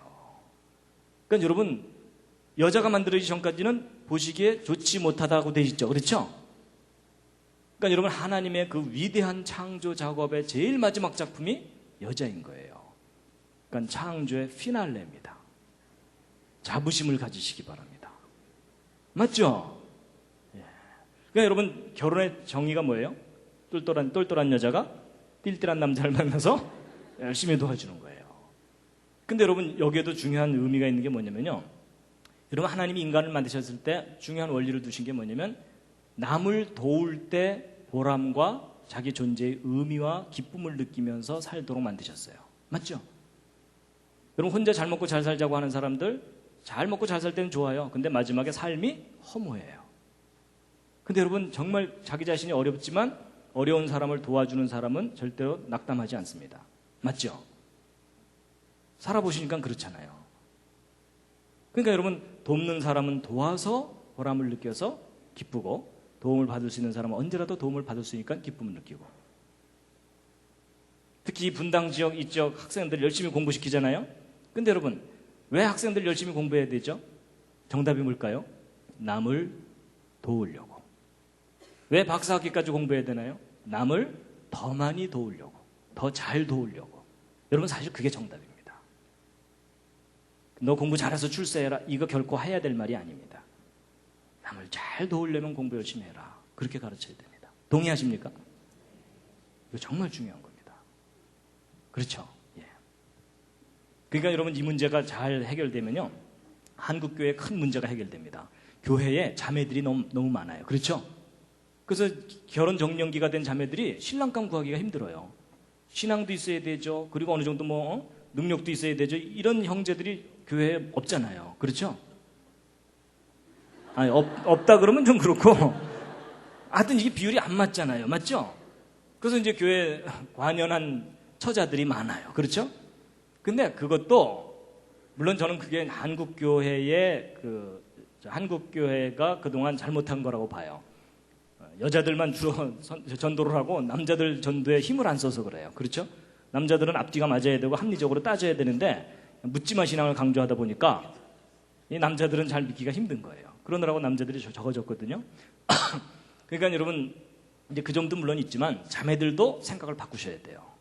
괜찮은 남자 만나서 호강해야 되겠다. 절대로 성경적인 생각 아닙니다. 어떻게 하셔야 돼요? 예, 어디 띨띨한 남자 없나 이러면서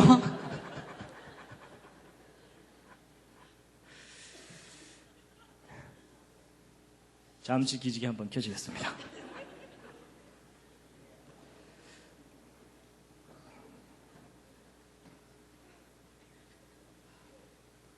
재미있으시죠?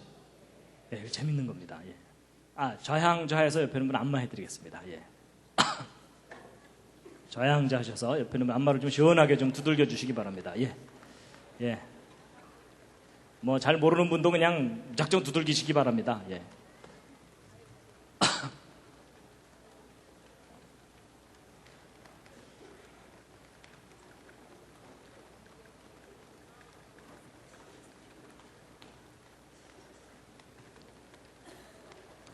예, 반대로도 해주시고요. 예. 언제나 그렇듯이 옆에 있는 분이 오케이 할 때까지입니다.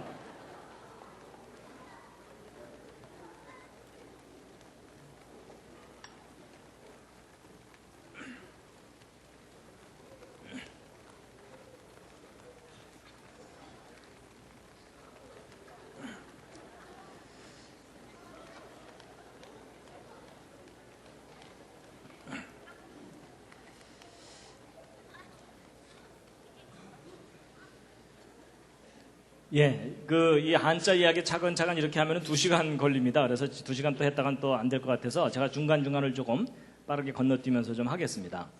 다 할까요? 예, 그러면 안 됩니다. 시간이 너무 부족합니다. 예. 그러니까 여러분 그 부부싸움 할 때 누가 참아야 됩니까? 똘똘한 여자가 참아야 됩니다. 똘똘한 여자가. 그렇죠? 예, 띨띨한 사람은 못 참아요. 제발 좀 참아주시면 감사하겠습니다.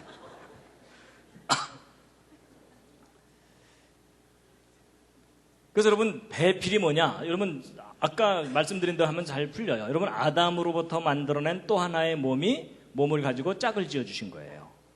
그렇죠? 그리고 짝필자도 보시면요. 가둘해자의 어진 사람 인자입니다. 여러분 이게 가둘해자가 무슨 뜻이냐면 하와가 원래 아담의 갈비뼈로 있었잖아요. 그렇죠? 그러니까 숨겨져 있던, 가두어져 있던 존재를 꺼내서 짝을 만드신 거예요. 근데 그렇게 해서 만든 사람이 어진 사람이거든요. 일반 사람 인자가 아니라 어진 사람 인자예요.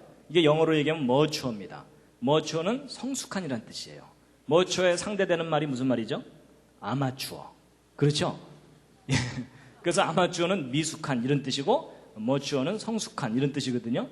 그러니까 저 글자도 뜻이 있어요. 무슨 얘기냐면 하나님께서 아담의 갈비뼈로 하와를 만드실 때 어린 아기를 만드신 게 아니란 얘기입니다. 여러분 아담이 기절했다가 딱 일어나 봤더니 옆에서 아기가 울고 있더라. 이거 얼마나 한심하겠어요. 그렇죠? 언제 키워서 결혼해요. 그렇죠? 예. 그리고 또 몸은 성숙한 여인인데 바보더라. 이것도 심각하죠? 그게 아니라 몸도 성숙하고 정신도 지혜도 능력도 성숙한 여인으로 곧바로 만들어주신 거예요. 그래야 바로 돕는 배필이 되는 거죠. 그렇죠? 예. 그 다음에 이제 보세요. 여러분 이게 뼈 골자가 여자, 하와라 그랬죠? 그럼 이제 이 글자들이 다 풀립니다. 여러분 하나님이 금하신 그 두 나무에 여자가 다가가서 자꾸 물어보는 거예요. 누구한테? 뱀한테. 이건 뭐예요? 저건 뭐예요? 이런 거예요. 원래 누구한테 물어봐야 돼요? 하나님이나 아담하고 상의해야 되잖아요. 그렇죠? 그 다음에 여러분 이건 뭐냐면 하와가 에덴 동산의 나무, 무슨 나무겠어요? 과일나무. 이게 실과 가짜죠? 과일나무 중에서도 특별한 나무가 뭐예요? 선악을 알게 하는 나무에 다가가는 거예요. 그래서 여러분 이게 무슨 뜻이냐면 비뚤어질 화자예요. 뭔가 잘못됐다는 뜻이에요. 그 다음에 요 밑에 있는 글자는 보세요. 하와가 원래 아담하고 함께 있어야 되는데 지금 누구하고 함께 있어요? 귀신하고 함께 있죠? 그래서 그 뜻이 뭐냐면 어리석을 괴짜입니다. 그래서 여러분 여자는 혼자 내버려두면 어리석어집니다. 그러니까 어떻게 해야 돼요? 띨띨한 남자가 항상 옆에 붙어 있어야 돼요.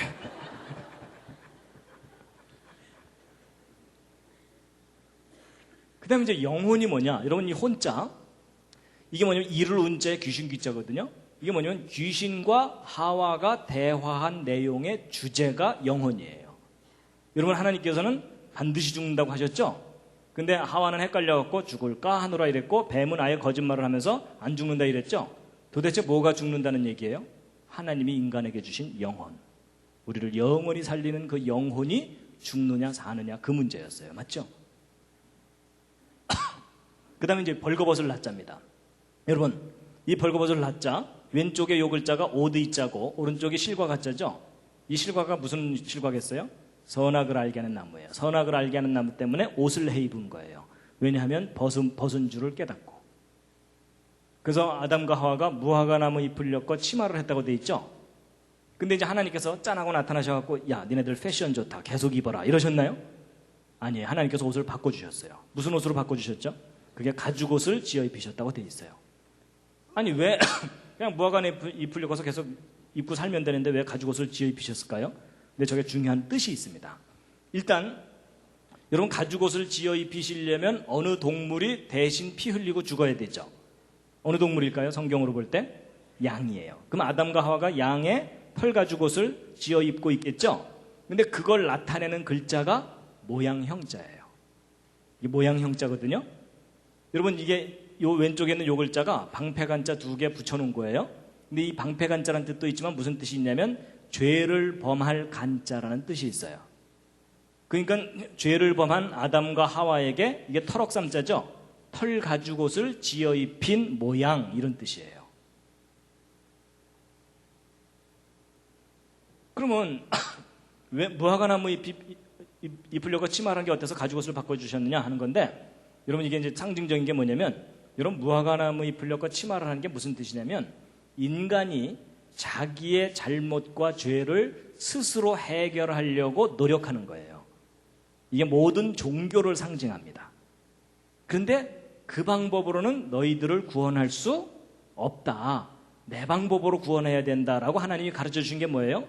어느 동물이 누군가가 너희를 위해서 피를 흘리고 그 죄값을 치러야만 너희들의 죄가 해결되는 거다라고 가르쳐 주신 게 가죽옷입니다. 복음이죠. 그렇죠? 그래서 진짜 어린 양의 희생에 피를 흘리면 너희들의 죄가 해결된다는 거예요.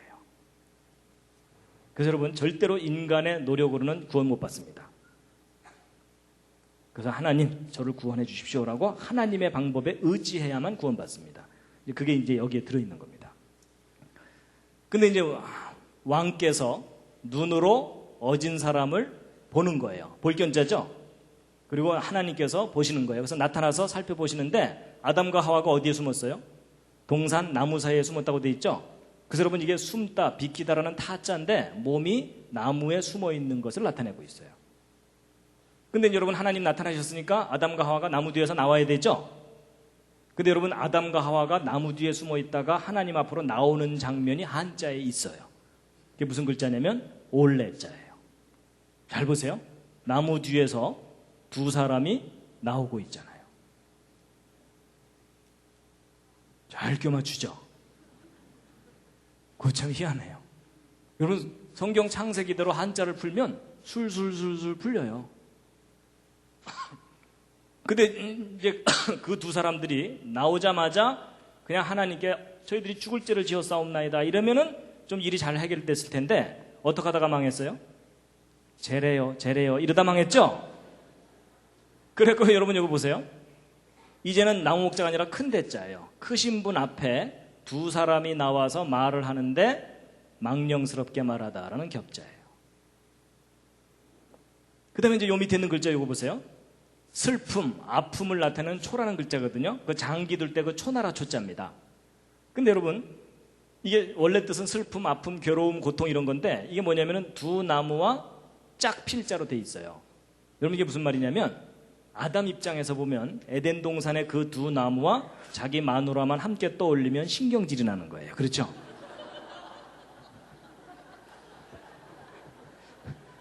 왜냐하면 지금 현재의 슬픔과 고통과 괴로움이 다 저 사건 때문에 그런 거잖아요. 그렇죠?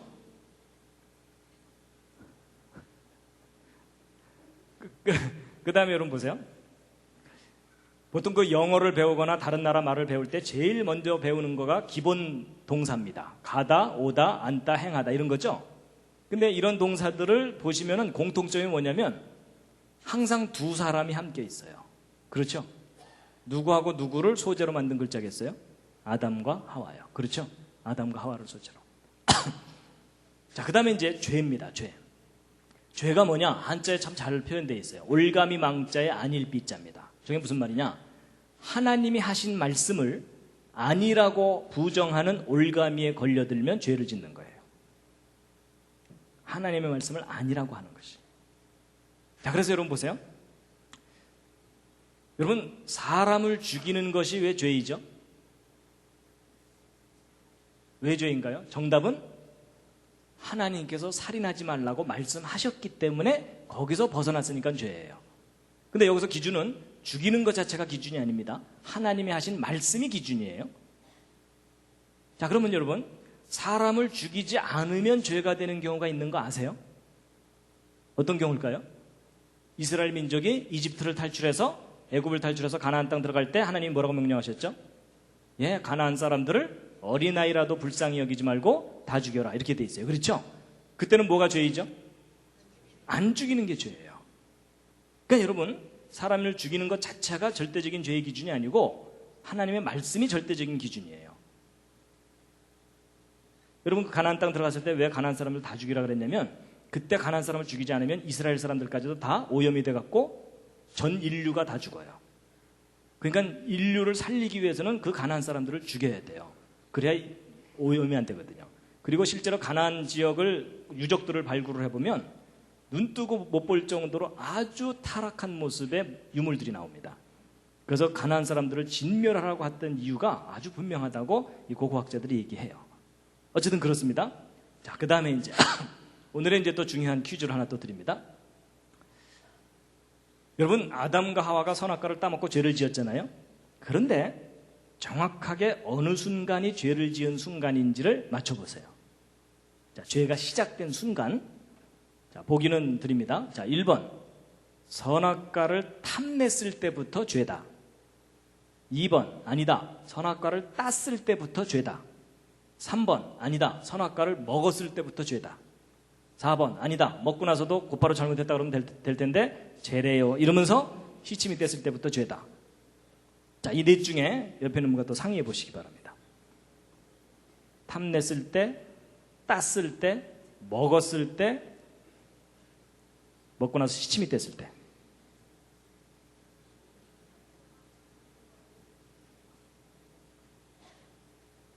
자, 이제 확인해 보겠습니다. 뭐 틀려도 상관없습니다. 이제 서로 모르니까 우기셔도 됩니다. 자, 1번. 탐냈을 때부터 죄다. 그렇게 생각하시는 분. 자, 지금 손 드신 분들은 상당히 높은 도덕적 기준을 갖고 사시는 분들입니다. 가능한 한 그 기준을 자기에게만 적용해 주시고 자꾸 다른 사람들한테 적용하지 말아 주시기 바랍니다. 예. 자, 두 번째. 땄을 때부터 죄다. 딴 거는 다시 붙여놓을 수 없지 않느냐. 자, 이분들은 이제 행동을 중요시하는 분들이기 때문에 이분들 앞에서는 행동을 조심하시기 바랍니다. 자, 세 번째. 먹었을 때부터 죄다. 자, 지금 손 드신 분들은 어떤 분들이냐면 다 따놓고 먹지만 않으면 죄가 아니다. 이렇게 우기는 분들입니다. 아주 뻔뻔한 분들입니다. 그러니까 선악과 다 따놓고 깔고 앉아갖고 아직 안 먹었는데요. 뭐 이러면서 이제 그 얘기가 그 얘기잖아요. 그렇죠? 네 번째. 먹고 나서 시침이 뗐을 때부터 죄다. 자, 이분들은 상당히 너그러운 분들입니다. 밥 좀 많이 얻어먹으시기 바랍니다. 정답이 몇 번일까요? 정답은 제가 사실 힌트 드렸습니다. 정답은 3번입니다. 먹었을 때부터 죄입니다. 왜냐하면 여러분 아까 죄의 기준이 뭐라 그랬죠? 하나님이 하신 말씀이 기준이라 그랬죠? 그럼 여러분 이거 정말 중요한 건데 하나님이 뭐라고 말씀하셨는지를 아는 일이 제일 중요해요. 맞죠? 여러분 보통 사람들이요 성경은 자세히 안 읽어보고 자기 생각 갖고 기준을 정해요. 그건 절대로 성경적인 생각 아닙니다. 여러분 하나님이 뭐라고 말씀하셨을까요? 뭐라고 말씀하셨죠? 하나님의 말씀은 먹지 말라고 하셨어요. 맞죠? 여러분 성경 아무리 들어도 하나님께서 따지 말아라 없고요. 가까이 가지도 말아라 없습니다. 탐내지 말아라도 없어요. 먹지 말라고 돼 있어요. 그래서 먹은 순간부터 죄예요. 근데 한자 속에 그게 정확하게 나와 있다니까요. 여러분 이게 시작 같다는 시자죠? 이게 뭘 시작하는 거냐면요. 옛날 그림 글자가 더 리얼해요. 여자가 입 안에 뭔가를 먹었어요.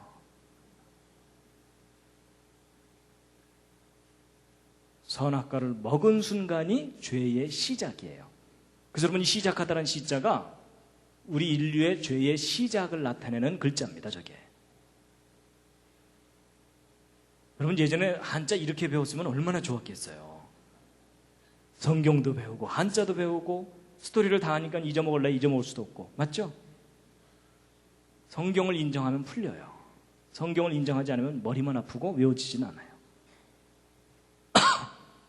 그래서 여러분 분명히 여자가 실과를 따먹고 죄를 지은 거예요. 근데 여자는 사고를 치면 꼭 남자를 끌고 들어갑니다. 그래서 여러분 여자가 또 손을 들어서 또 하나 잡았어요. 성경을 보면은 자기와 함께한 남편에게도 주매 그도 먹은지라. 그래서 남자도 함께 죄를 짓게 된 겁니다. 그래서 여러분 사건 한자 보세요. 이게 뭐냐면은 여자가 집에 있을 때는 평안했어요. 그렇죠? 이게 뭐냐면 하와가 에덴 동산에 있을 때는 평안했다는 뜻이에요. 근데 뭐 때문에 사건이 생겼어요? 나무 때문에.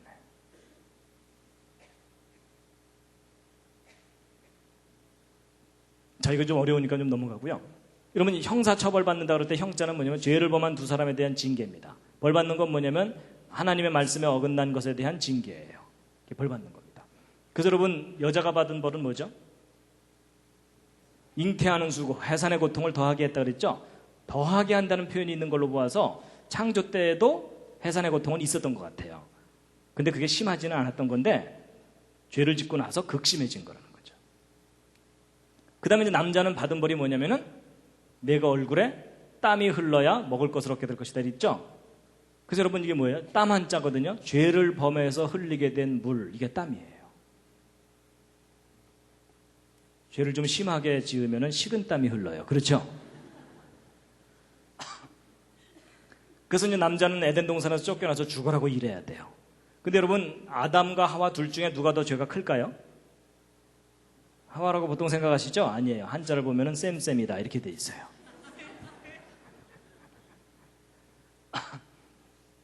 그 다음에 여러분, 형극의 길을 간다 할 때 이 가시극자 보세요. 하나님 그 에덴 동산의 그 두 나무에 울타리를 친 거예요. 접근하지 못하게. 그리고 피곤하다, 곤란하다 그럴 때 곤자도 보면은 생명나무에다가 울타리를 치어서 사람들이 접근하지 못하게 하신 거예요.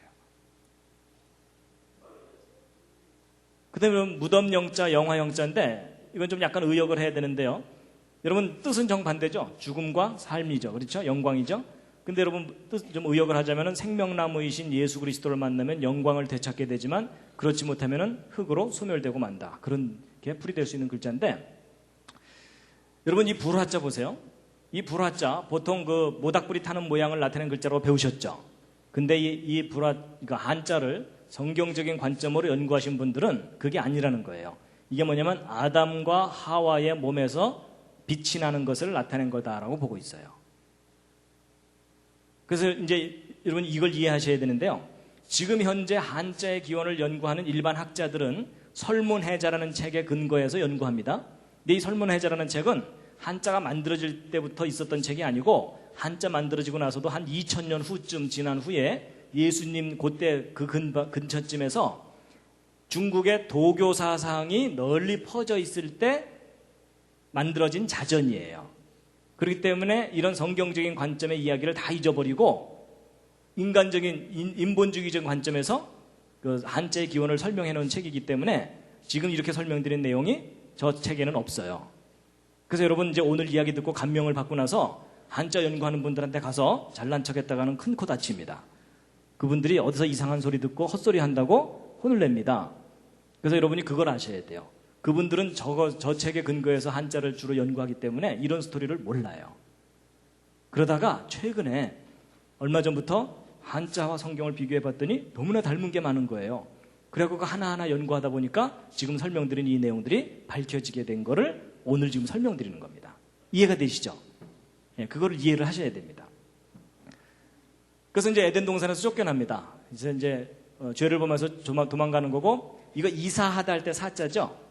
예, 이사 저도 참 많이 다녔습니다. 저희 부모님들이 고생을 많이 하셔갖고 이사를 많이 다녔는데, 여러분 인류의 이사 가운데 가장 비참했던 이사가 뭘까요? 에덴 동산에서 쫓겨나는 거예요. 그렇죠? 그래서 여러분 보세요. 여기 두 사람이 이 그칠 지자거든요. 에덴 동산에서의 그 영광이 그친 거예요. 그치고 걸어서 옮겨가는 거예요. 쫓겨나는 거죠. 그리고 여러분 7칠자가 들어가 있는 글자는 안식일과 관계된 글자일 거라고 보고 있습니다. 그래서 이제 재밌는 게 뭐냐면요. 여러분 이제 중국 왔다 갔다 하시는 분들은 아시지만요. 여러분 중국 사람들이 월화수목금토일을 자기들은 어떻게 표현하냐면 첫째 날, 둘째 날, 셋째 날, 넷째 날 이렇게 표현해요. 그래서 첫째 날, 둘째 날 이렇게 하거든요. 근데 일곱째 날 하면은 일곱째 날 이렇게 표현해야 되죠. 근데 중국 사람들은 그렇게 표현 안 하고 어떻게 표현하는지 아세요? 싱치 티엔 하면서 하늘의 날이라고 표현해요. 일곱째 날은. 그리고 이 일곱째 날보다도 더 많이 쓰거나 또 자주 쓰는 말이 뭔지 아세요? 하늘의 날이라는 표현보다 더 많이 쓰는 것이 예배하는 날, 하늘에 예배 드리는 날이라는 표현을 써요. 그러니까 일곱째 날은 하늘에 예배 드리는 날이라고 오래전부터 알고 있었던 거예요. 자, 잠시 기지개 한번 켜시고요. 이제 조금만 더 하면 끝납니다.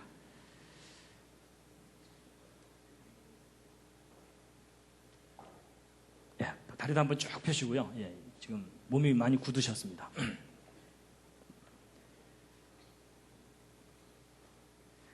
요 얘기는 다음 주로 미룰까요? 그냥 듣기로 하셨나요? 네, 바쁘신 분들은 중간에 가셔도 됩니다. 근데 이제 마지막으로 정말 중요한 부분이 남았습니다. 미뤄도 되는데요. 그냥 한 김에, 예. 다음 주 공룡 얘기를 해야 되니까. 여러분, 한자 속에 예수 그리스도에 관한, 메시아에 관한 글자들이 있어요. 자, 그 실마리를 풀 수 있는 중요한 글자가 바로 이 제사제자입니다. 여러분, 한국에 기독교가 들어올 때 가장 심하게 부딪혔던 것이 제사 문제였어요. 맞죠? 그래서 맏며느리가 예배당 다니기 시작하면 하여튼 그 집안은 난리가 나는 겁니다. 그래서 많은 핍박을 받고 지금도 많고요. 그렇죠? 근데 여러분, 우리가 변질된 제사를 드리고 있었기 때문에 기독교와 제사가 충돌한 겁니다. 여러분, 우리가 변질되지 않은 원래의 제사를 정확하게 지키고 있었으면 기독교와 제사는 충돌할 일이 없었어요. 오히려 기독교야말로 제사의 종교예요. 그럼 예수님이 이 땅에 오신 이유가 무엇 하시기 위해서요? 우리를 대신해서 제사 드리기 위해서 오셨던 거예요. 맞죠? 기독교가 오히려 제사의 종교예요. 그러면 이제 제사가 뭐냐? 그걸 정확하게 알아야 되겠죠? 근데 여러분이 제사 제자를 보시면요, 여러분 왼쪽에 올라가 있는 요 글자의 원형의 뜻이 뭐라고 보고 있냐면 살육자라고 보고 있습니다. 그리고 여러분 또우자라고 알려진 이 글자 있죠? 한자 자전 찾아보시면 용서란 뜻이 아주 분명하게 있는 글자입니다. 그리고 이게 아까 시자는 신, 하나님과 관계된 글자라 그랬죠? 그럼 여러분 제사가 뭐냐면 희생의 제물을 가지고 하나님께 용서를 구하는 것, 이게 제사입니다. 여러분 제사에 관한 가장 중요한 세 가지가 나타나 있어요. 제사의 방법, 제사의 목적, 제사의 대상. 근데 여러분 우리가 지금 전통적으로 드렸던 제사는 여기서 다 벗어나 있어요. 맞죠? 여러분 우리가 드렸던 제사에 희생 제물이 있어요, 없어요? 없어요. 그리고 용서를 구한다는 개념이 있어요, 없어요? 없어요. 그리고 하나님께 드린다는 제사가 아니죠. 그게 변질된 게 뭐예요? 조상을 섬기는 걸로 변질된 거예요. 이해가 되시기죠? 그럼 진짜 제사는 하나님께 희생 제물을 드리는 거거든요. 용서를 구하기 위해서. 그래서 여러분 하나님께서 인간에게 제사란 이런 것이다라고 가르쳐 주신 구체적인 사건이 뭐냐면 성막입니다. 하나님께서 모세를 통해서 알려주셨어요. 제사가 이거다라고. 그래갖고 이 제사를 드리게 되는데 이 제사 때 반드시 희생 제물이 필요하죠. 성경에 의하면 어떤 동물이에요? 소와 양이에요. 그렇죠? 소와 양. 돼지는 안 되나요? 안 돼요. 왜냐하면 돼지는 더러운 동물로 성경에 돼 있어요. 왜 더럽냐면 깨끗한 동물이 되려면 발굽이 갈라져야 되고 되새김질을 해야 돼요. 근데 돼지는 발굽은 갈라져 있는데 되새김질을 못해요. 그래서 돼지는 더러운 동물입니다. 아무리 샤워해도 안 돼요. 그 속성이 더럽다는 뜻이에요. 그래서 여러분 소와 양으로 제사를 지냈거든요. 소와 양은 발굽도 갈라지고 되새김질도 하니까. 그래서 여러분 성경에서 말하는 희생제물은 소와 양인데, 그럼 고대 동양 사람들도 제사를 지내고 희생제물이 있었다면 어떤 동물이 있었겠죠? 그 동물이 무엇인지 한자 속에 정확하게 나와 있어요. 여러분 이때 희생제물 할 때 그 희자 쓸 줄 아세요? 희자 좀 복잡합니다. 써보시면 이게 희자거든요. 잘 보시면 이 속에 동물이 2마리가 들어있어요. 뭐하고 뭐죠? 소와 양이에요. 성경에서 이야기하는 깨끗한 동물 그대로예요. 가장 대표적인 두 희생제물. 근데 여기서 끝나는 게 아니라 그것도 흠없는 거. 빼어날 숫자. 가장 좋은 것을 창으로 죽여서 희생제물로 삼았던 거예요. 여러분 고대 동양 사람들이 제사를 정확하게 알고 있었어요. 그 뜻까지도. 근데 중간에 까먹은 거예요. 그래서 여러분 그 사건 할 때, 한 건, 2건 할 때 뭐냐면 사람 하나당 소 한 마리죠. 사람의 죄를 소가 대신 갚아줄 수 있다, 그런 의미가 있어요. 그래서 이 소자에는 요 삐침 붙어 있죠. 이 생명이라 그랬죠 아까. 그래서 사람의 생명을 대신할 수 있는 동물이라고 볼 수 있다는 겁니다. 그리고 이제 이 피혈자도 제사 때문에 생긴 글자입니다. 왜냐하면 여러분 성경을 보면 육체의 생명은 피에 있다 그랬죠. 그러니까 생명이 곧 피죠. 피가 생명입니다. 근데 여러분 희생제물을 드릴 때 양을 죽인 후에 그 피를 그릇에다가 담아요. 그럼 그릇에 피가 담겨 있는 거고 곧 생명이 담겨 있는 거죠. 그래서 여러분 이 피혈자가 뭐냐면 그릇 명자의 생명별자입니다. 그릇에 생명이 담겨 있다, 그 뜻입니다. 제사 때문에 생긴 글자입니다. 자, 그런데 이제 제가 이제 북경에 갔을 때 이 천단공원 가봤거든요. 근데 제가 이 건물 안에 들어가 보고 놀랐어요. 들어가 봤더니 앞에 제단이 있고요. 이 열이 2열이 쭉 있습니다. 그리고 칸이 이렇게 쫙 있어요. 근데 각 칸마다 양이 한 마리씩 들어가 있어요. 지금은 모형만 넣어놨어요. 그러니까 옛날 명나라 청나라 시대에 왕이 하늘에 제사 지낼 때 양으로 제사를 드렸다는 것이 아주 분명하게 남아 있습니다. 근데 이제 보세요.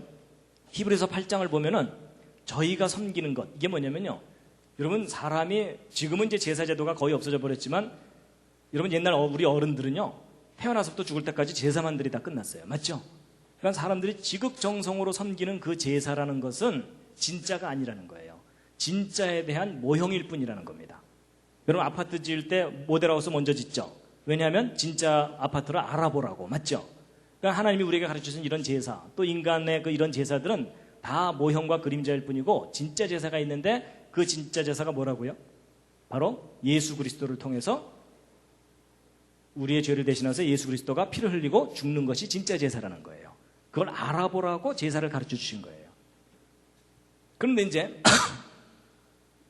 여러분, 2000년 전에 예수님이 이 땅에 오셨을 때 예수님이 누구인지를 세상에 소개하는 역할을 맡았던 가장 큰 선지자가 있습니다. 그래서 예수님도 그 선지자를 뭐라고 표현했냐면 여자가 낳은 자 중에 이보다 더 큰 사람이 없다라고 말을 했던 선지자예요. 누구죠? 세례 요한입니다. 그럼 여러분, 세례 요한은 키가 2m 50 이상은 됐을까요? 가장 크다 그랬으니까. 근데 그 얘기가 아닙니다. 그게 정확하게 무슨 뜻이냐면, 여러분, 왕이 보좌에 앉아서 정치를 하잖아요.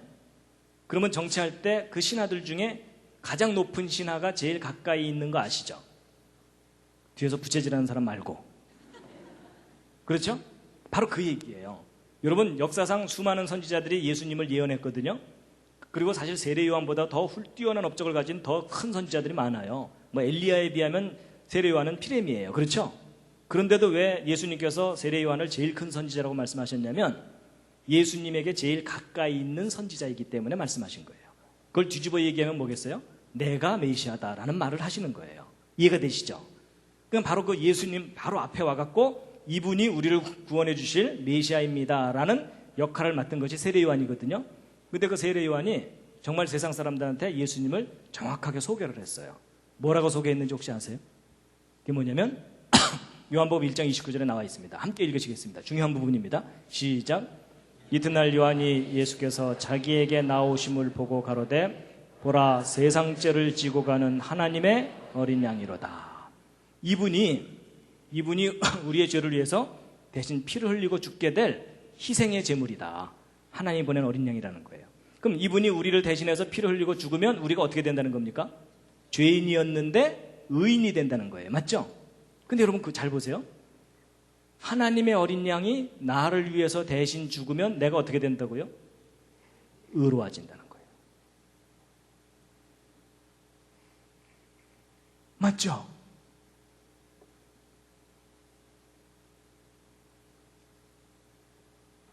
여러분, 우리가 그동안 교회를 통해서 성경 공부를 통해서 들어왔던 그 말을 옛날 사람들이 알고 있었던 거예요.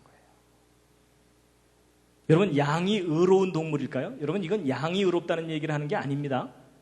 여러분, 양이 의로운 동물이 되려면 어떻게 해야 돼요? 늑대가 와서 옆에 있는 양을 물어 죽이려고 그러면 이 양이 울분을 느끼면서 그 늑대한테 달려들어야 돼요. 맞죠? 그래야 양은 의로운 동물이에요. 근데 여러분, 양 자체는 의로운 동물이 아니에요. 옆에 있는 양이 물려 죽어도 이 양은 도망가기 바빠요. 그러니까 양 자체가 의롭다는 뜻을 가진 글자가 아닙니다. 하나님의 어린 양이 나를 위해서 대신 죽으면 내가 의로워진다는 것을 나타내는 글자가 저 글자입니다. 그럼 나는 누구냐?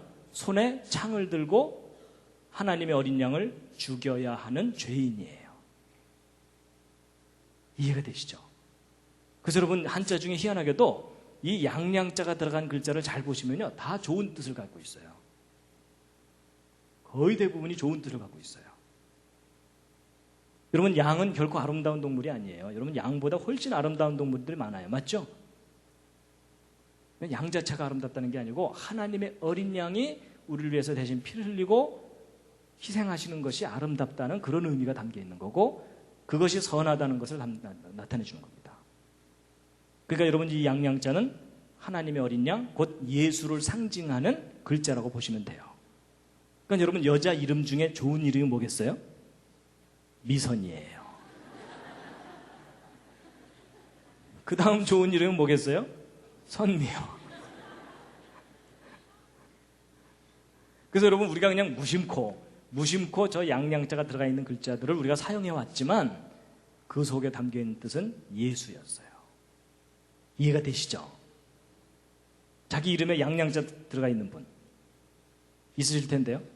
예, 기뻐하시기 바랍니다. 내 이름에 예수의 흔적을 가졌노라 이러셔도 돼요. 맞죠? 요즘 앞뒤 얘기가 다 그 얘기거든요.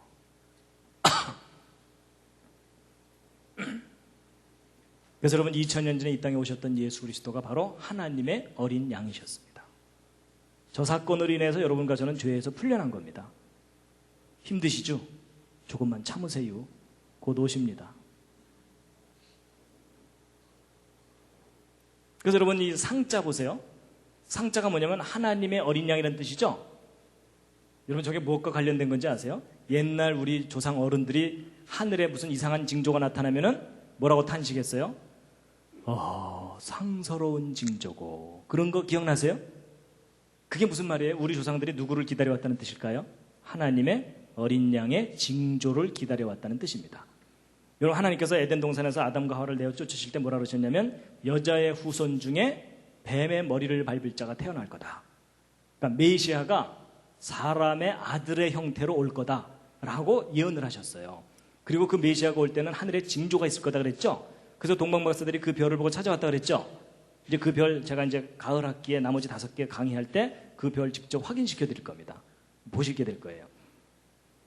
그러니까 여러분 아담 이후 모든 사람들은 메시아를 기다려왔어요. 그래서 사내 아이가 태어날 때마다 뭘 기대했겠어요? 이 아이가 혹시 우리를 구원할 메시아가 아닐까라는 그 기대감이 아마도 남아 선호 사상의 뿌리가 됐을 가능성이 있다고 봐요. 사내 아이의 모습으로 온다 그랬으니까. 이제 이 생각할 사자 한번 풀이해 보시죠. 무엇에 대한 마음입니까? 에덴 동산에 대한 마음. 여러분 힘들고 괴로울 때마다 좋았던 시절이 떠오르잖아요. 그렇죠? 그러니까 아담의 후손들은 힘들 때마다 어디가 떠올라요? 에덴 동산. 그러니까 여러분 사람이 괴로움을 당할수록 사상이 깊어집니다. 맞죠? 그래서 사상 그럴 때 사자입니다. 생각할 사자. 그래서 인생의 괴로움이 그 사람의 생각을 깊게 만듭니다. 기도가 뭔지 한자에 정확하게 나와 있습니다. 하나님께 목숨을 구하는 겁니다. 이 목숨은 우리 이 육체적인 생명의 목숨을 구하는 게 아니라 우리의 잃어버린 영원한 생명을 구하는 것. 그리고 이제 복은 뭐죠? 풀이해 보시죠. 이제 하나님께서 하늘에서 또는 첫 사람 아담에게 에덴 동산을 베풀어 주신 것. 그게 복이었어요. 맞죠? 근데 저 복을 우리가 잃어버렸죠. 잃어버렸는데 예수 그리스도 통해서 다시 우리에게 주신다고 하셨죠. 그래서 예수 그리스도의 복음이라고 말하는 거가 그 얘기입니다. 이해가 되시죠? 자, 이제 여기까지 한자를 쭉 설명드렸는데 그럴듯하셨습니까? 예, 근데 잘 인정이 안 되시는 분들은 뻥이지만 재밌다 이렇게 생각하셔도 되겠습니다. 근데 여러분 한두 글자가 아니라 너무 많은 글자가 성경 이야기를 그대로 담고 있습니다. 여러분 지금 우리의 그 긴 역사의 비밀을 오늘 아시는 순간입니다.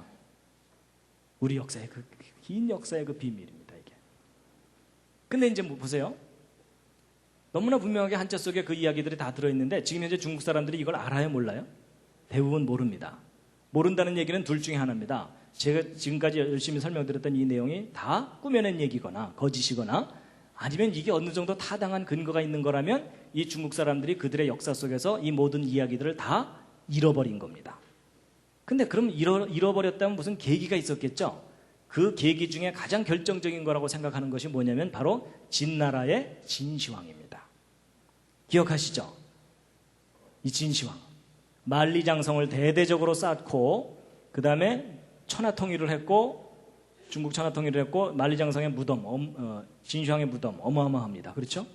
근데 이 천하의 진시황 만리장성을 만들고 순장 무덤을 이제 만들고 그래서 그 유물들을 우리에게 남겨줬지만 이 진시황이 정말 안 좋은 일을 한 게 뭐냐면요. 바로 분서갱유와 봉선제 폐지예요.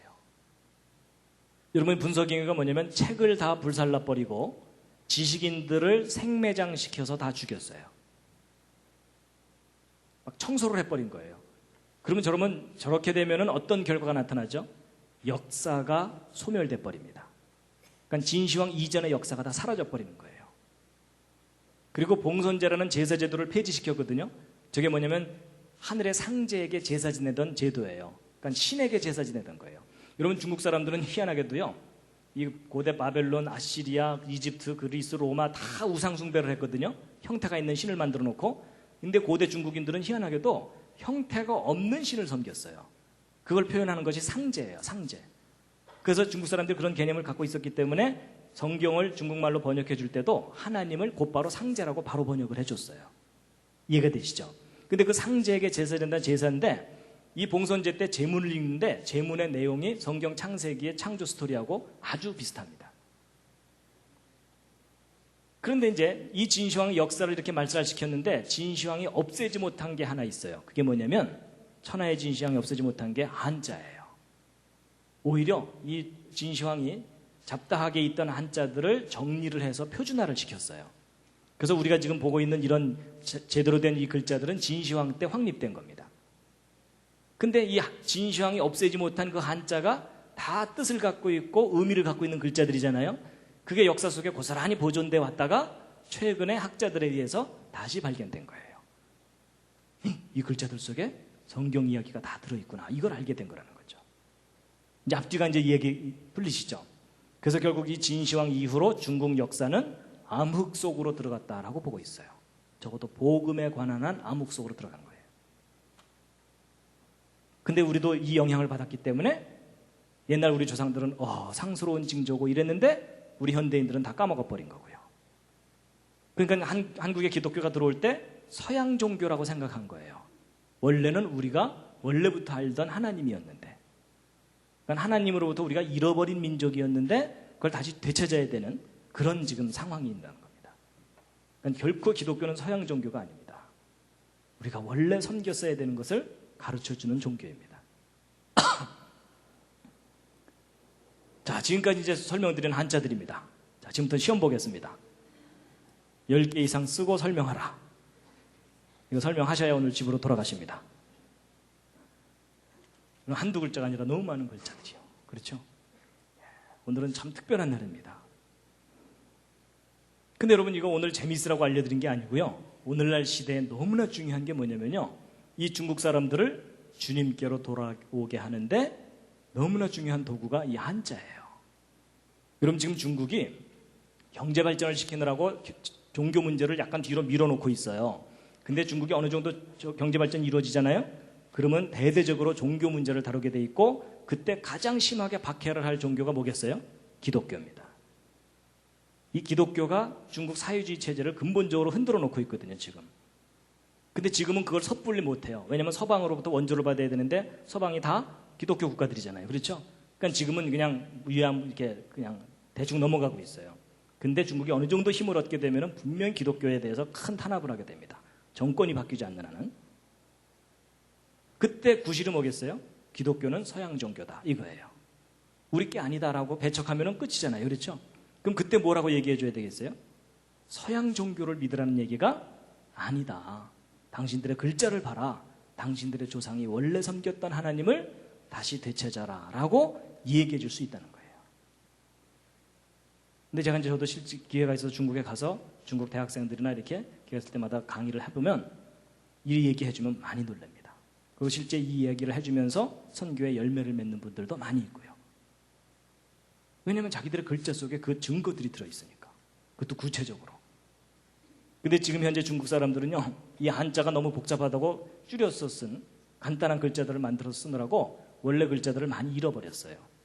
근데 아직도 이제 이런 글자들은 그 형태들이 남아있기 때문에 얼마든지 지금도 설명해주면 이해를 합니다.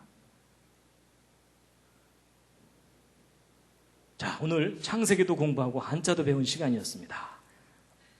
도움이 되셨습니까? 예, 마지막 꽃다발입니다.